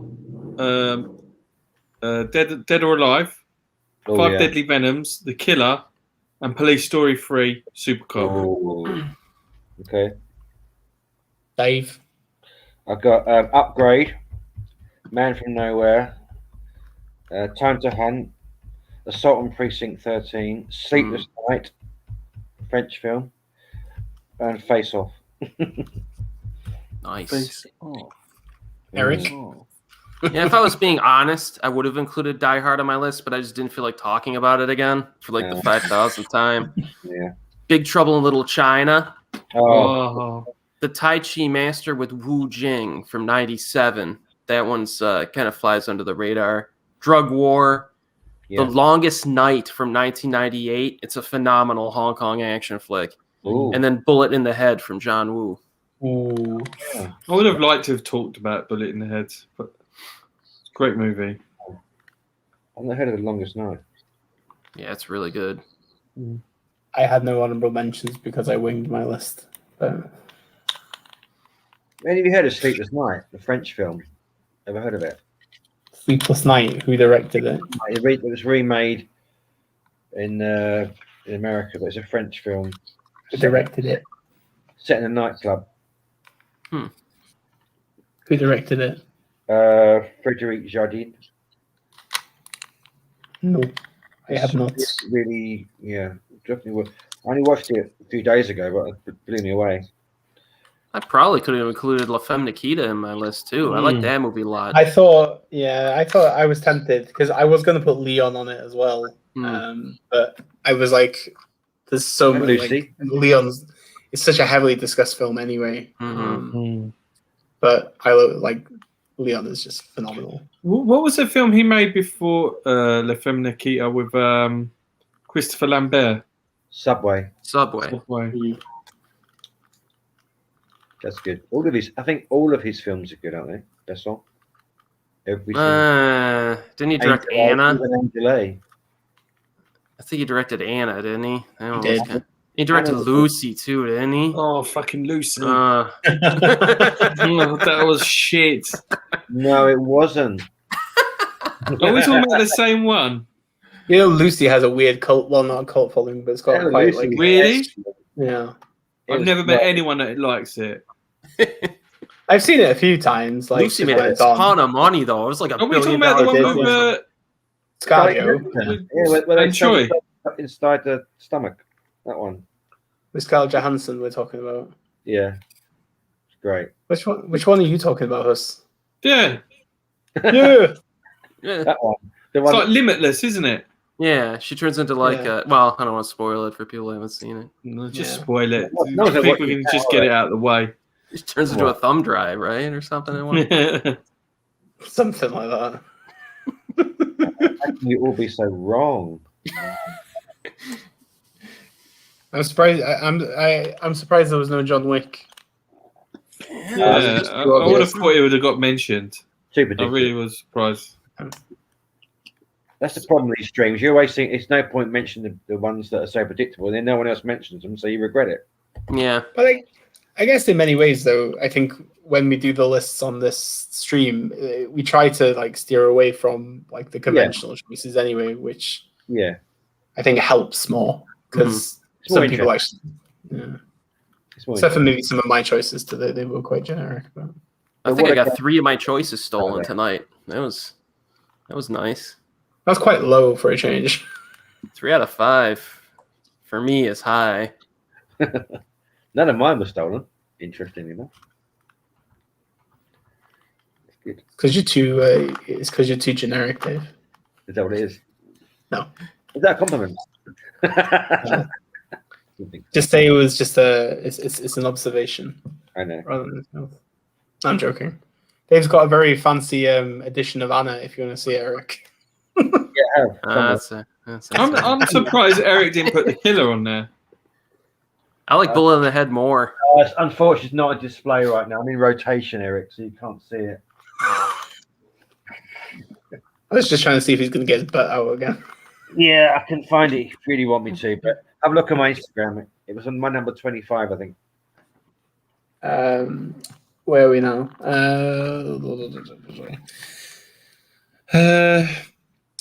Blah blah. Love Leon. Great opening. Hell yeah. Gary Oldman. I think is my favorite Gary Oldman villain. Oh, he's awesome in that movie, in man. Leon. Yeah. I think he's just yeah. Don't you like him in Dimitri- True Romance? I do, but I prefer him in Leon. His accent in True Romance is just so weird. Well, think about him in Fifth Element, man. He's even weirder in that one. Yeah. Another best on there for you. Yeah. I can't think of any bad best songs. I even like the Valerian. I like Valerian as well. I like that. Is that the one with eyebrows in it? What's her name? Cara Delevingne. Cara Delevingne, Yeah. Fucking Cara. And the Delevingne. actor looks like he's on drugs all the time. Dane DeHaan. in the hand, yeah. I should watch that one. I think I would like that one, actually. Yeah, it's pretty cool, man. I like Dane DeHaan. I don't know if you've seen him in that film Cure for Wellness No. from Gore Verbinski. That's a cool movie. It's really twisted. I He like looks it. like he's on drugs. I know what He you does? mean. He does, doesn't he? He looks like a crackhead. Doesn't he? Like he's just like a junkie. Just too much skank. Too pale, man. What is with Too these kids pale, now? man. Dimitri says, "Is Sleepless with Jamie Foxx the remake of the French film?" Yeah, it is a remake. Yeah, the French film is far, far superior. People's Movie says Sleepless Night was good. I reviewed it when it came out in the UK. I like Point Blank, Gilles Lulich. Blah blah. Love the ending with Sting song. Lucy is the dumbest movie ever. That's not. Thank you. That's Come my price. on. Thank you. How dare you? Who said that? Pete, of course. Of course. I No was, mess. I'm actually surprised.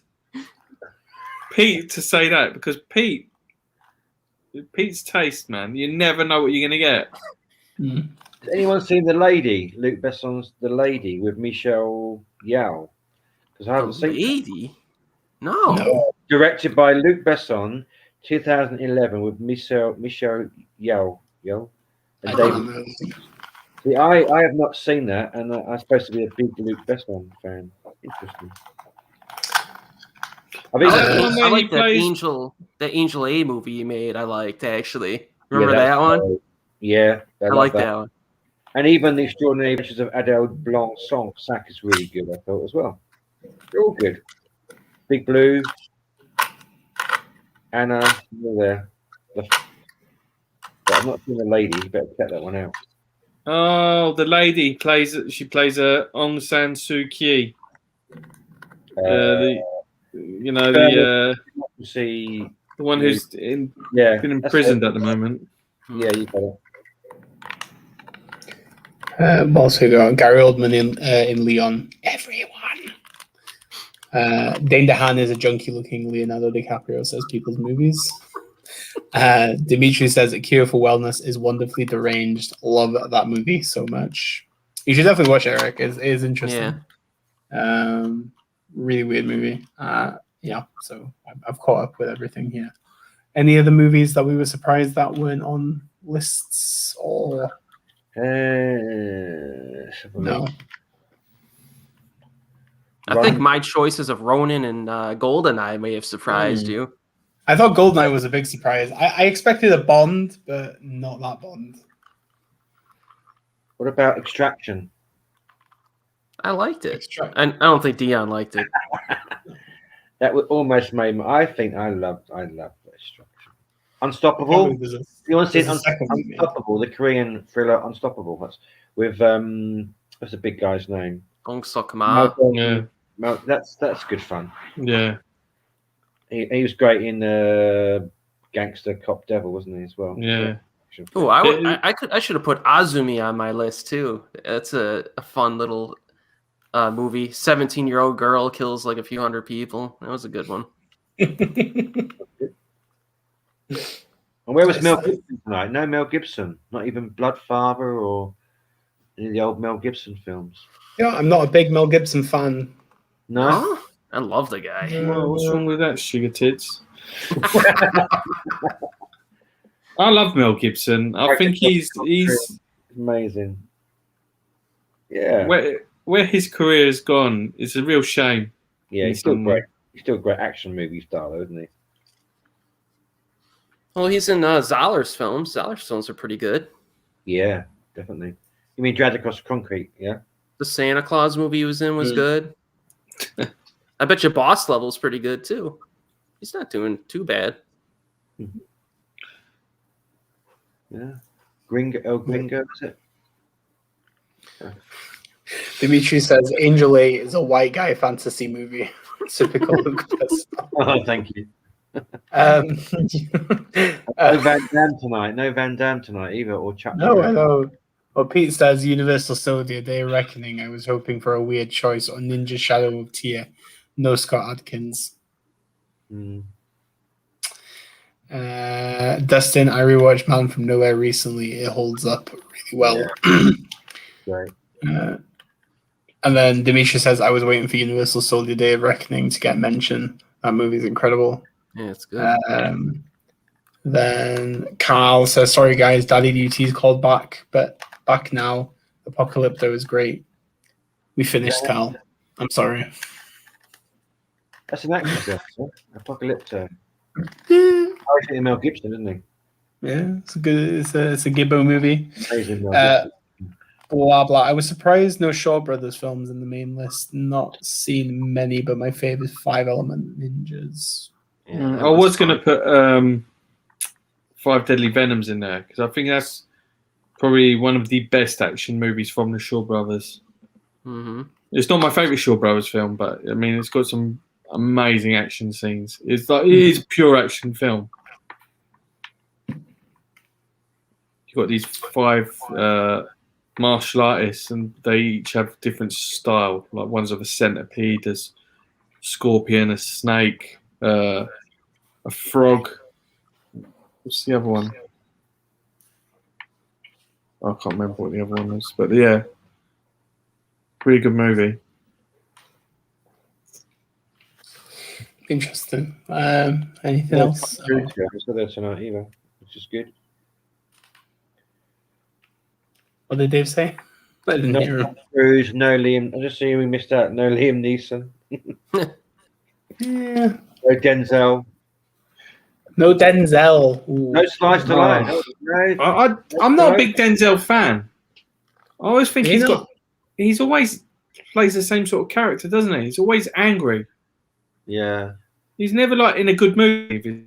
Yeah. You know what made me a fan of him is the Out of Time. I liked him in Out of Time. Out of Time. Because he's in over his head the whole freaking movie. He's just a normal guy. Even he's having a bad day. It's one of those movies, but he's in way over his head the whole film, which I kind of liked how he was kind of behind the 8 ball the whole time. So I would recommend Out of Time. Going through Love Mel Gibson in BBC TV series called Edge of Darkness 2010. Edge series also great.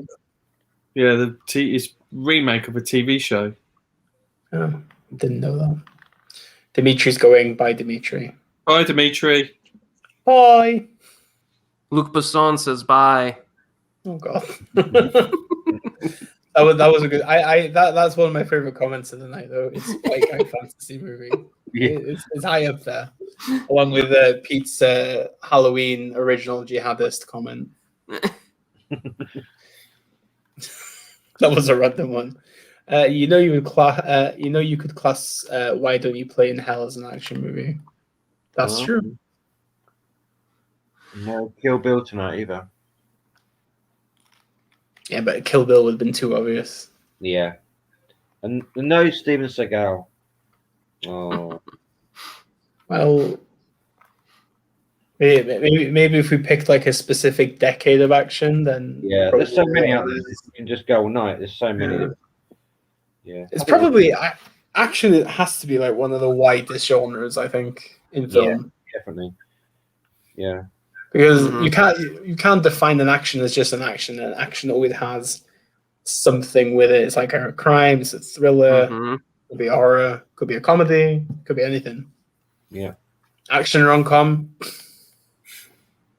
I'm sure it's oh yeah. Mr. and Mrs. Smith. Yeah. Smith. There you go. Good one.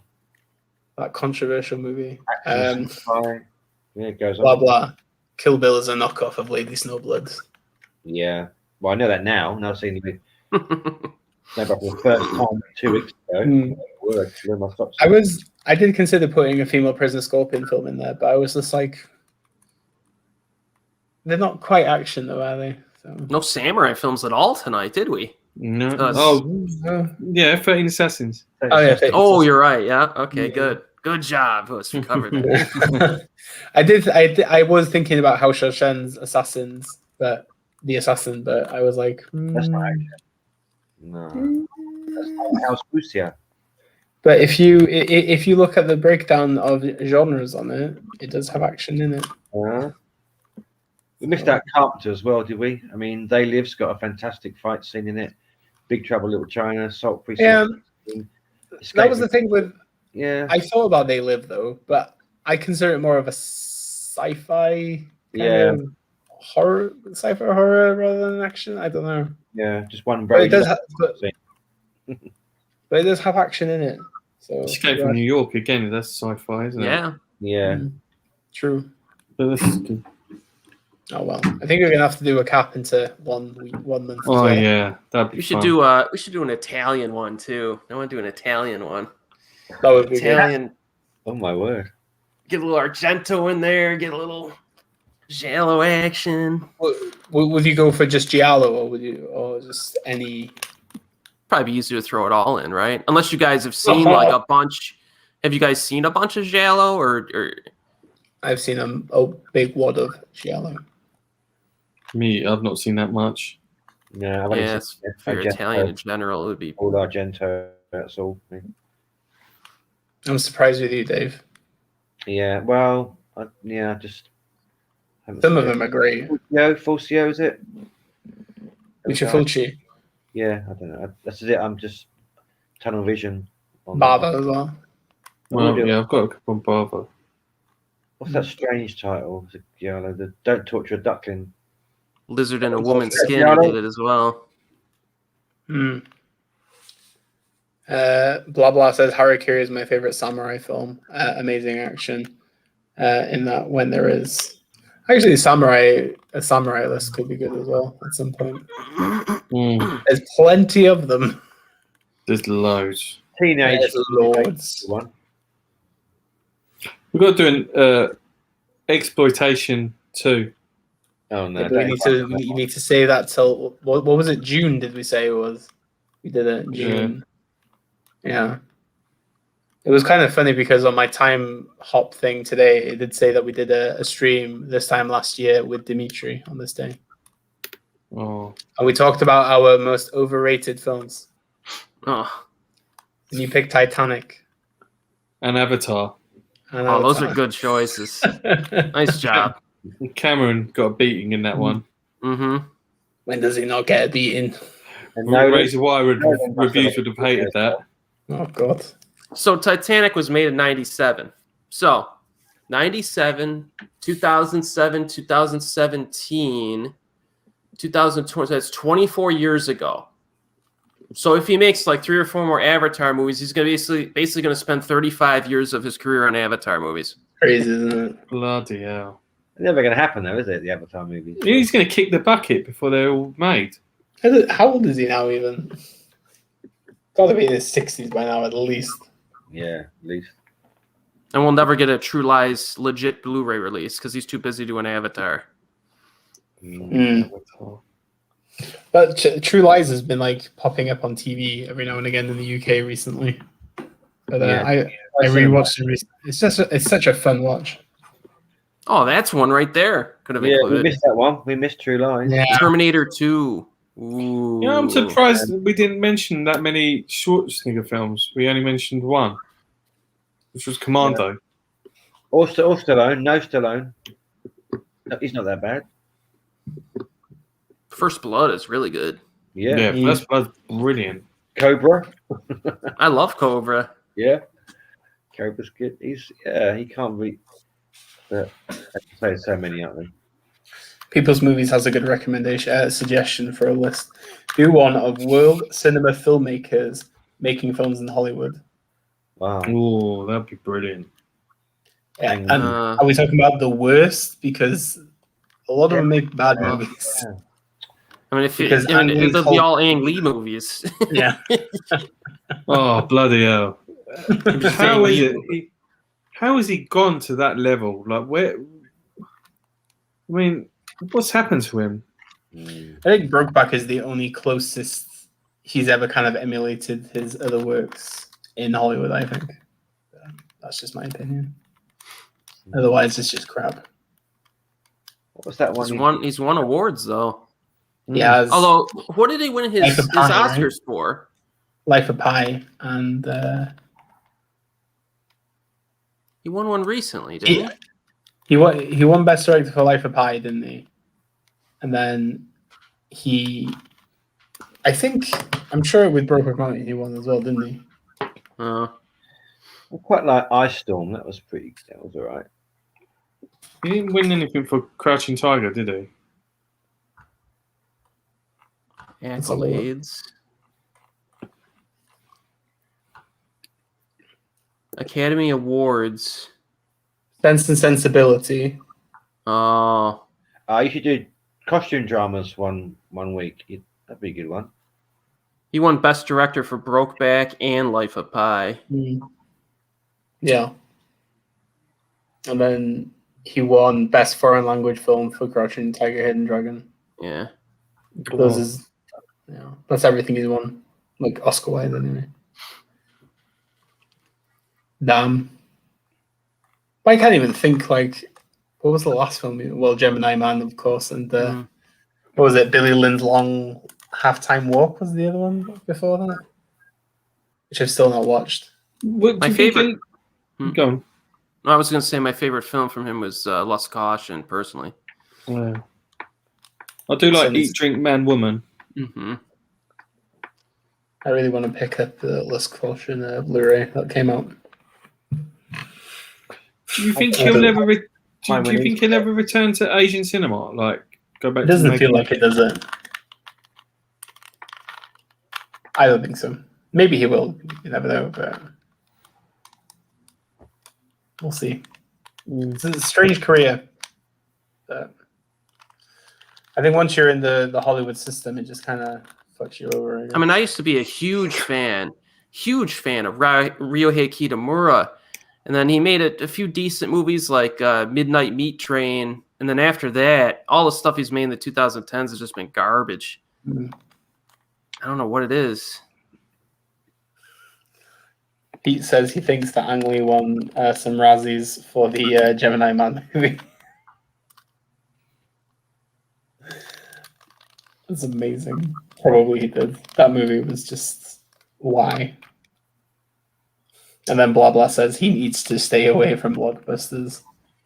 Just never forget how bad that Hulk film was. I don't think I've watched it since it came out originally. Pete loves it. I know he does. The Halloween original jihadist. That's what I'm going to call him now. He started it, not me. To be fair, you both agree on cats. We do. You two are the only guys that I know that love cats. I don't even like cats as creatures, even. But Did they insert the buttholes yet? not yet. We're still waiting on that. Don't worry, it's coming. Until my last dying breath, I will make sure that the butthole cut is released for the world to see. Release the butthole cut. One of the best hashtags ever. But yeah. Is there anything else we want to talk about? Are we all good? And we've been 3.5 hours. 3:16. 3:16. Okay. Erik always makes these long, doesn't he? Yeah, it's my fault. I remember we went 5 hours with him. Wow. Dimitri was on the 5-hour one as well, I think. Yeah. But I think you got it back by like a couple of minutes after that, didn't you? You got the crown back though, didn't you? I think. I don't know. I thought we tied the crown. If I remember. I could be wrong though. Maybe I did beat him. Maybe I did. Let's have a look. I have them all on a playlist now because it's just easier for me to keep track on them. Where are we? The horror one was the longest one, right? That was the 5-hour one. There was quite a few of us in there. Well, the Halloween one. Yeah. We have. Where are we? So we've not done one past 4 hours since we did the Takashi Miike video. So that's a while back now. So, oh no, Pete. Oh, wait. Yeah, the horror one is the longest. It's on 5:04. Okay. Yeah. Holy shit. How the hell did we do 5 hours? 5 hours. The first time Erik was on, it was 4 hours and 45 minutes. I'm like the And Peter then Jackson of. The next time when Erik came on, it was 4 hours and 58 minutes. Jesus. And then Dimitri went on 4:56. And then when we did the horror one, though, it went over to 5:04 when both Dimitri and Erik were there. And then, yeah, 5:04 is the longest we've done so far. Yeah, 5:04. That's, yeah. Yeah, it says enough, doesn't it? I'm very proud of my bladder for that one. Yeah, I'm struggling. I'm minding, man. I mean, the only person that ever gets up to go to the toilet is Pete. Yeah, I've been tempted a few times. I don't have my dinner yet either, or my tea or anything. Well, it's too late now, isn't it? No. Midnight late. You shouldn't eat after 9 o'clock. Yeah, you can give yourself a stomach ulcer. Nah, I have one last thought. I got some tea, and I got some Earl Grey with extra bergamot. What do you think about the extra bergamot in the Earl Grey? What the hell is that? Yeah, no idea what that is. He's asking us because we're British and Yeah. we're a nation of tea drinkers. I don't even drink tea. No, I don't. I drink cappuccino. I'm a coffee guy. Yeah. Vanilla latte, Eric, I'm afraid, for us. Vanilla Alright. latte. I'm just a straight black coffee kind of guy. Yeah. Might be an Boring. American thing to infuse the oil into the tea. You can't go wrong with a bit of Earl Grey though. You chuck a little lemon in it. Mhm. So yeah, you get Lady Grey sometimes as well. That's an orange. Ooh. It's nice. I only drink it from time to time, but coffee's better, in my opinion. But yeah, blah blah. Leave Earl Grey as Earl Grey. There you go. Dustin says 6 hour streams. I feel like we're gonna have to, but I feel like the exploitation maybe the 6 hour stream. Maybe. But Host, do you want to tell everybody who our guest is next month? Ooh. Next month we're gonna get Daisuke on, but we're gonna have to do it on a Saturday afternoon to sort of like allow us to give it a good time for everyone, because it's just because of him being 8 hours ahead. Yeah. Keep an eye on his channel because I did a one-on-one chat with him yesterday. Oh. Nice. Yeah. It was my brain was hurting at the end of that one. I felt like it was a grilling. Have you got a subject yet, though, Hus, for what you're doing with Daisuke? I don't know yet. No, we're trying to think about it. Criterions? Don't know. Because the guy is so nice, isn't he? Let's do our top 5 films with a rape scene. You could do torture porn. Torture.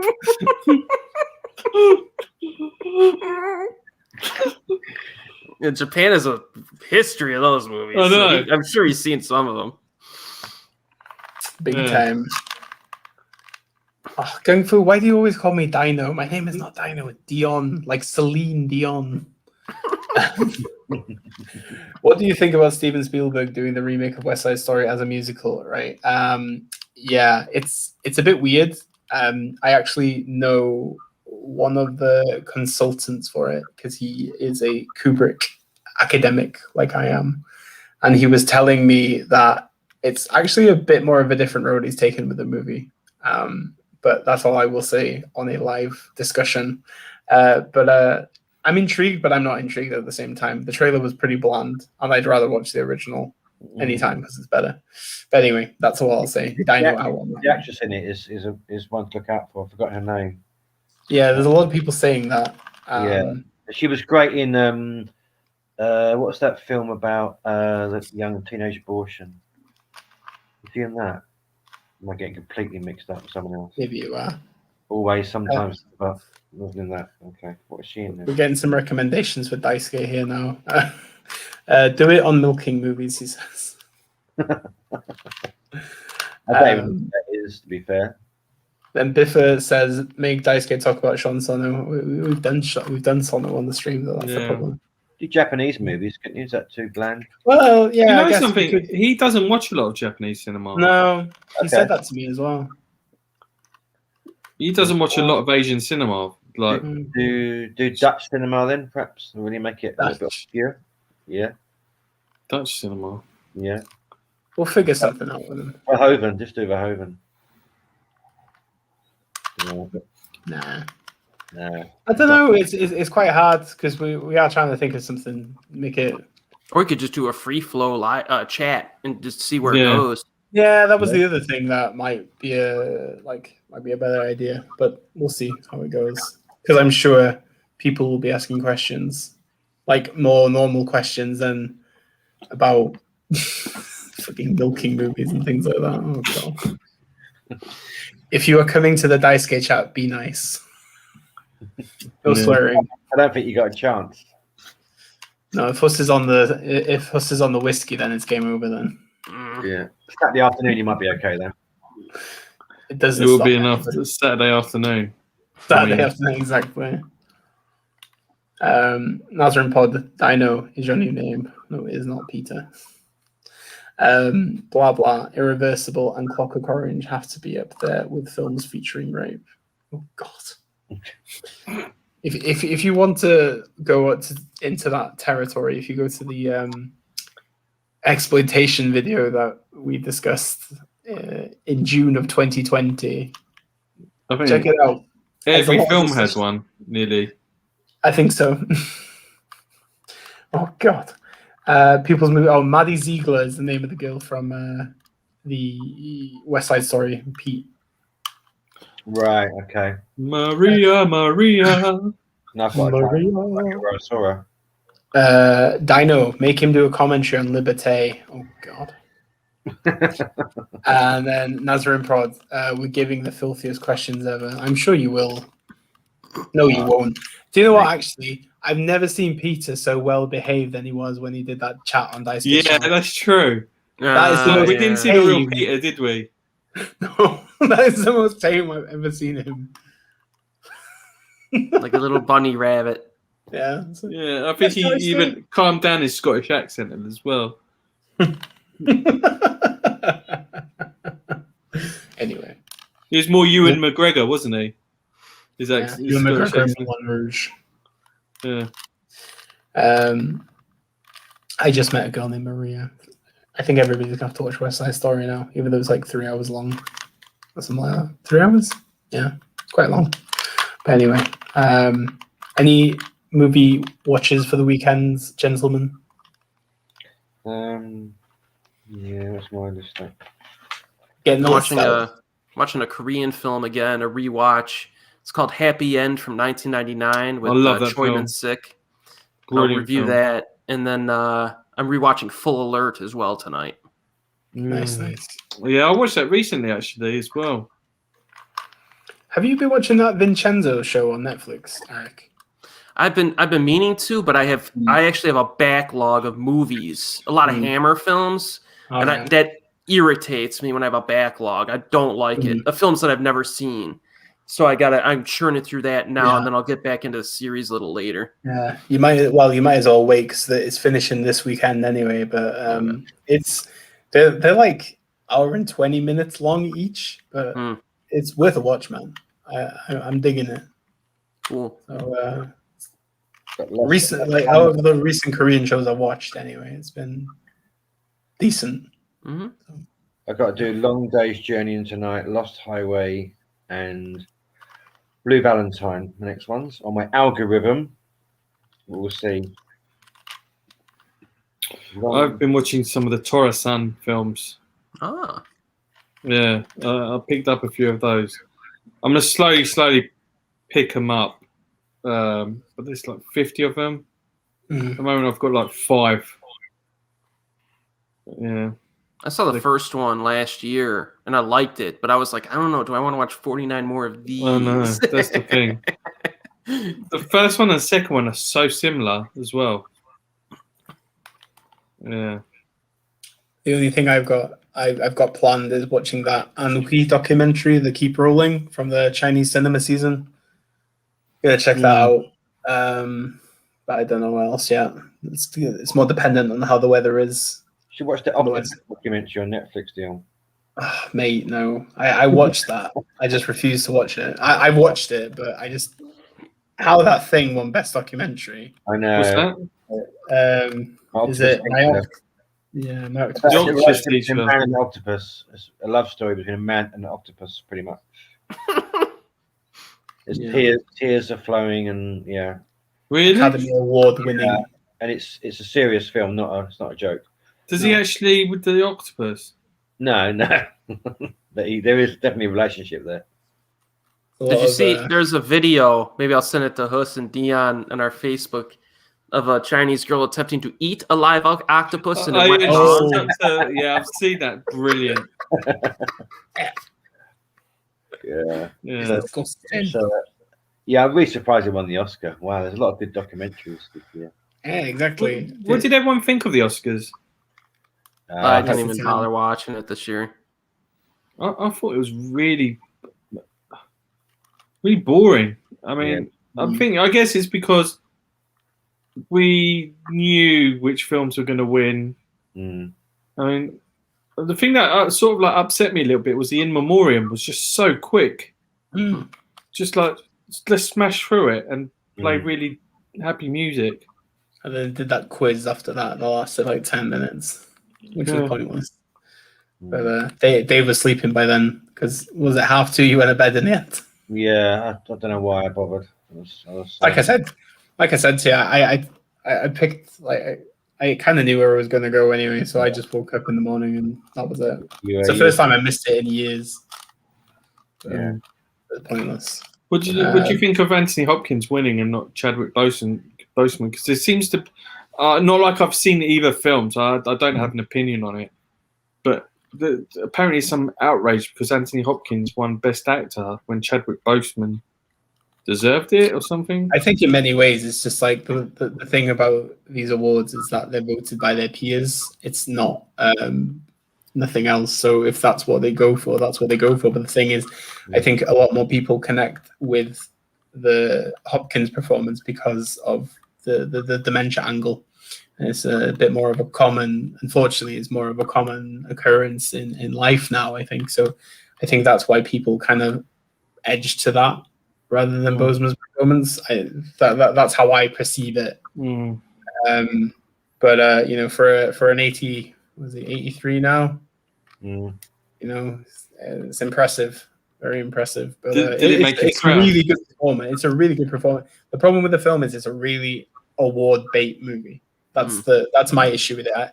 I didn't like the film, but I thought his performance was really good. He's got dementia in it.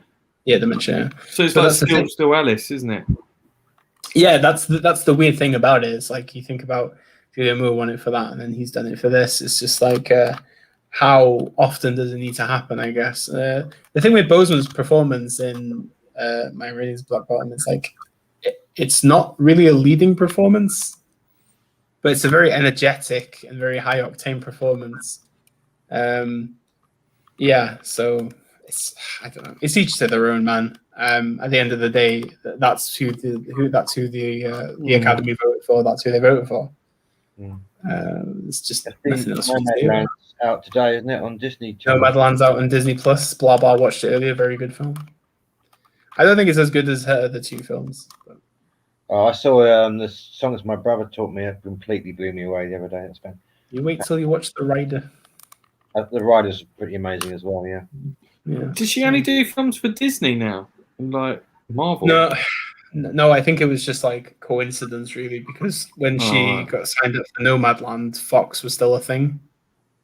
So this was before the buyout, and then obviously it went under Searchlight, and then she was meant to direct. They considered her to direct that Black Widow movie.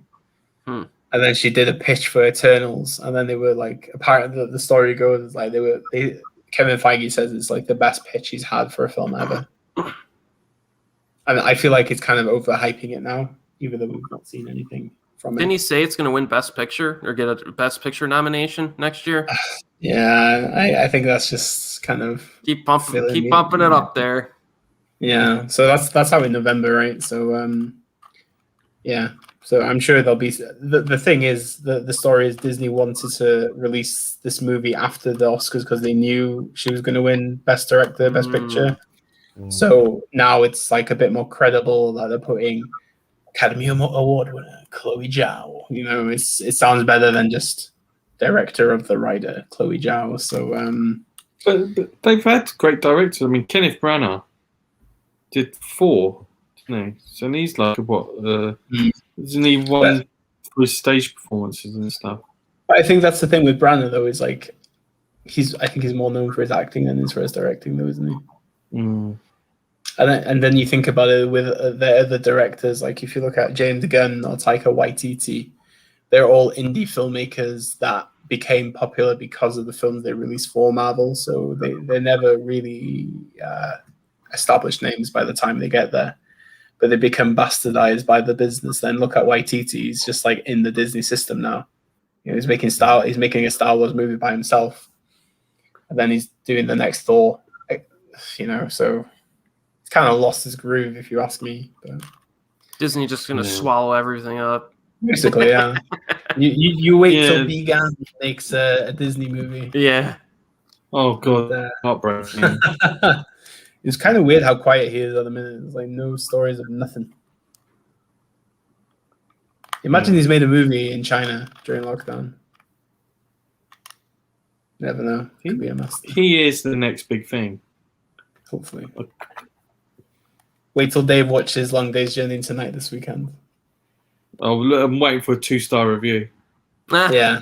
I have sort of watched half of it, and I'm like, okay.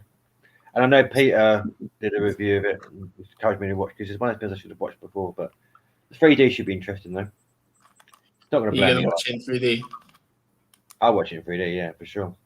Do you know when you need to watch it in 3D? 1 hour in. I think, Checking. yeah. The crane shot. I've seen.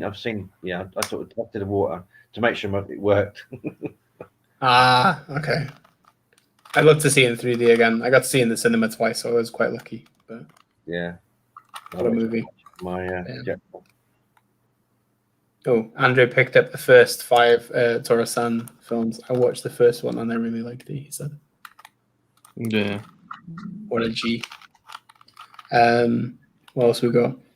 Gung Fu. You guys think they're going to start using deep fake in future movies? What? Qua? Well, the attorneys will have to figure out how to figure that one out because somebody's gonna have to get paid for their likeness. They'll have to figure something out. I don't know. I find it a bit weird, personally. Every time I've seen it, it's just a bit. I don't know. Yeah. It's all about, like you said, it's about legalities, isn't it? So. How do you know how the actor would necessarily portray that role? You know what I mean? Yeah. I don't know. You can't. Yeah. I don't like it, dude. I don't know. Unless I guess the only time that it only ever, well, it's not even going to work is like if it's the character that they played before, I guess. But you still don't know what angle they go for, but it's still. They did it with Marlon Brando, didn't they? But they used footage, I think, or was it CGI for the Superman Returns? They did Peter Cushing too in the Rogue One. God. Was it? Yeah, that was just weird, wasn't it? Absolutely weird. But it's just like it doesn't even look that realistic. They're using it in Star Wars, weren't they? Probably. Oh, blah blah. The Audrey Hepburn is in the Galaxy advert, was it? That was freaky. Very freaky.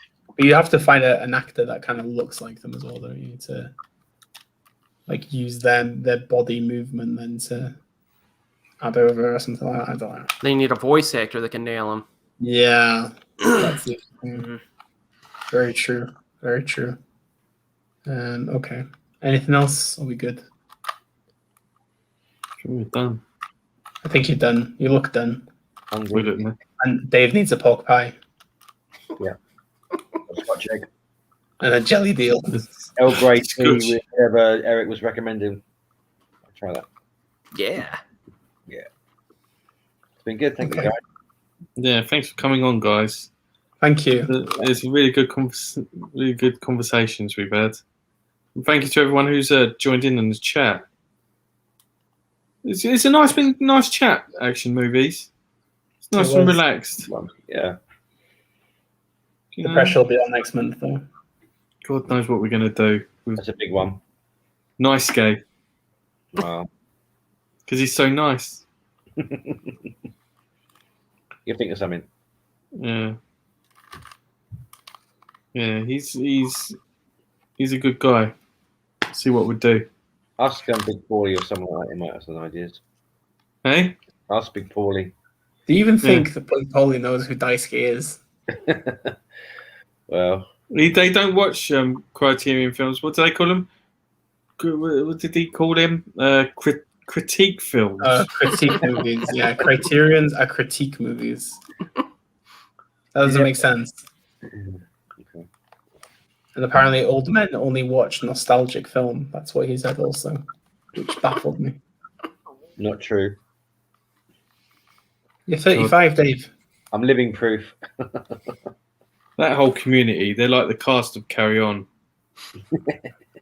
Oh, matron.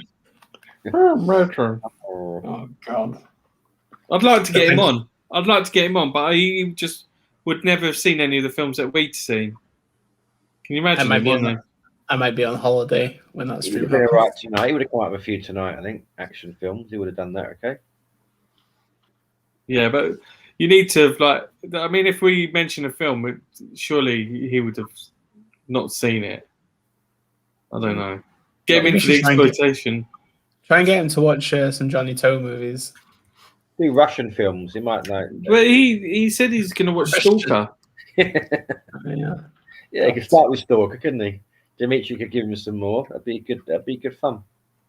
Educate him. Yeah. No. Get the fence guy in, yeah. Get him. Carl says, please get fence guy. Yeah. The fence guy. Surely he's gonna give himself a concussion one day. I need to watch it again. Yeah, I'll send you the video, Erik. Yeah, I need to see He's got to that. watch it. He's got to see it. The guy shouts when he talks, doesn't he? I picked up some great Blu-rays today. How Lambergans. Yeah. Nazarene Pod says also, please send me the link to the fence clip. Yeah. It's going viral. Yeah, it will go viral. It's going to think, where am I getting all these views from? Subscribe. But the thing is, it's entertaining. It is entertaining. It's harmless. Well, it's not. It's going to give himself some brain damage. I think the thing is as well, is like we're not even taking the mick out of it. It was just actually entertaining. Yeah. That's the funny thing about it. It was just funny. It's just something I didn't consider in any of my videos. But then at the same time, like, you know, how would you do an intro to a Nagisa Oshima video? Do I just like cut my balls off for my penis and put it in a kimono, or like, what do I do? Do I have a chimpanzee in my bed? The camera pans and you're hung up. And welcome to today's video on Oshima. Oh God! Oh my God! I'll stick to my methods. It'll be fine.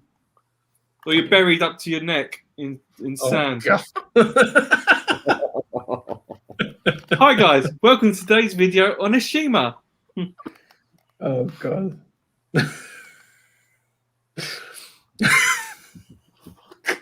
I did one video. Actually, I'll admit to this. I did one video on Branded to Kill, and I'm in my kitchen. This is how I started it. I'm in my kitchen. I open up the pot. Rice, like this. Because the guy's got a thing about a fetish for rice. Oh my God. Random. Oh well. Yeah. All right, guys. Well, yeah. Thanks for joining us. On that note, On that bombshell. Yeah, on that bombshell, and yeah, we'll see you in next month's stream. We'll figure it out. It'll be on a Saturday afternoon. If you could join us in the chat, but yeah, you'll know near the time. Thank you very much to Erik and Dave, and to everyone who's joined us in the chat. So yeah, take it easy, guys, and have a good weekend. Ta-ta. Yeah. Take it easy.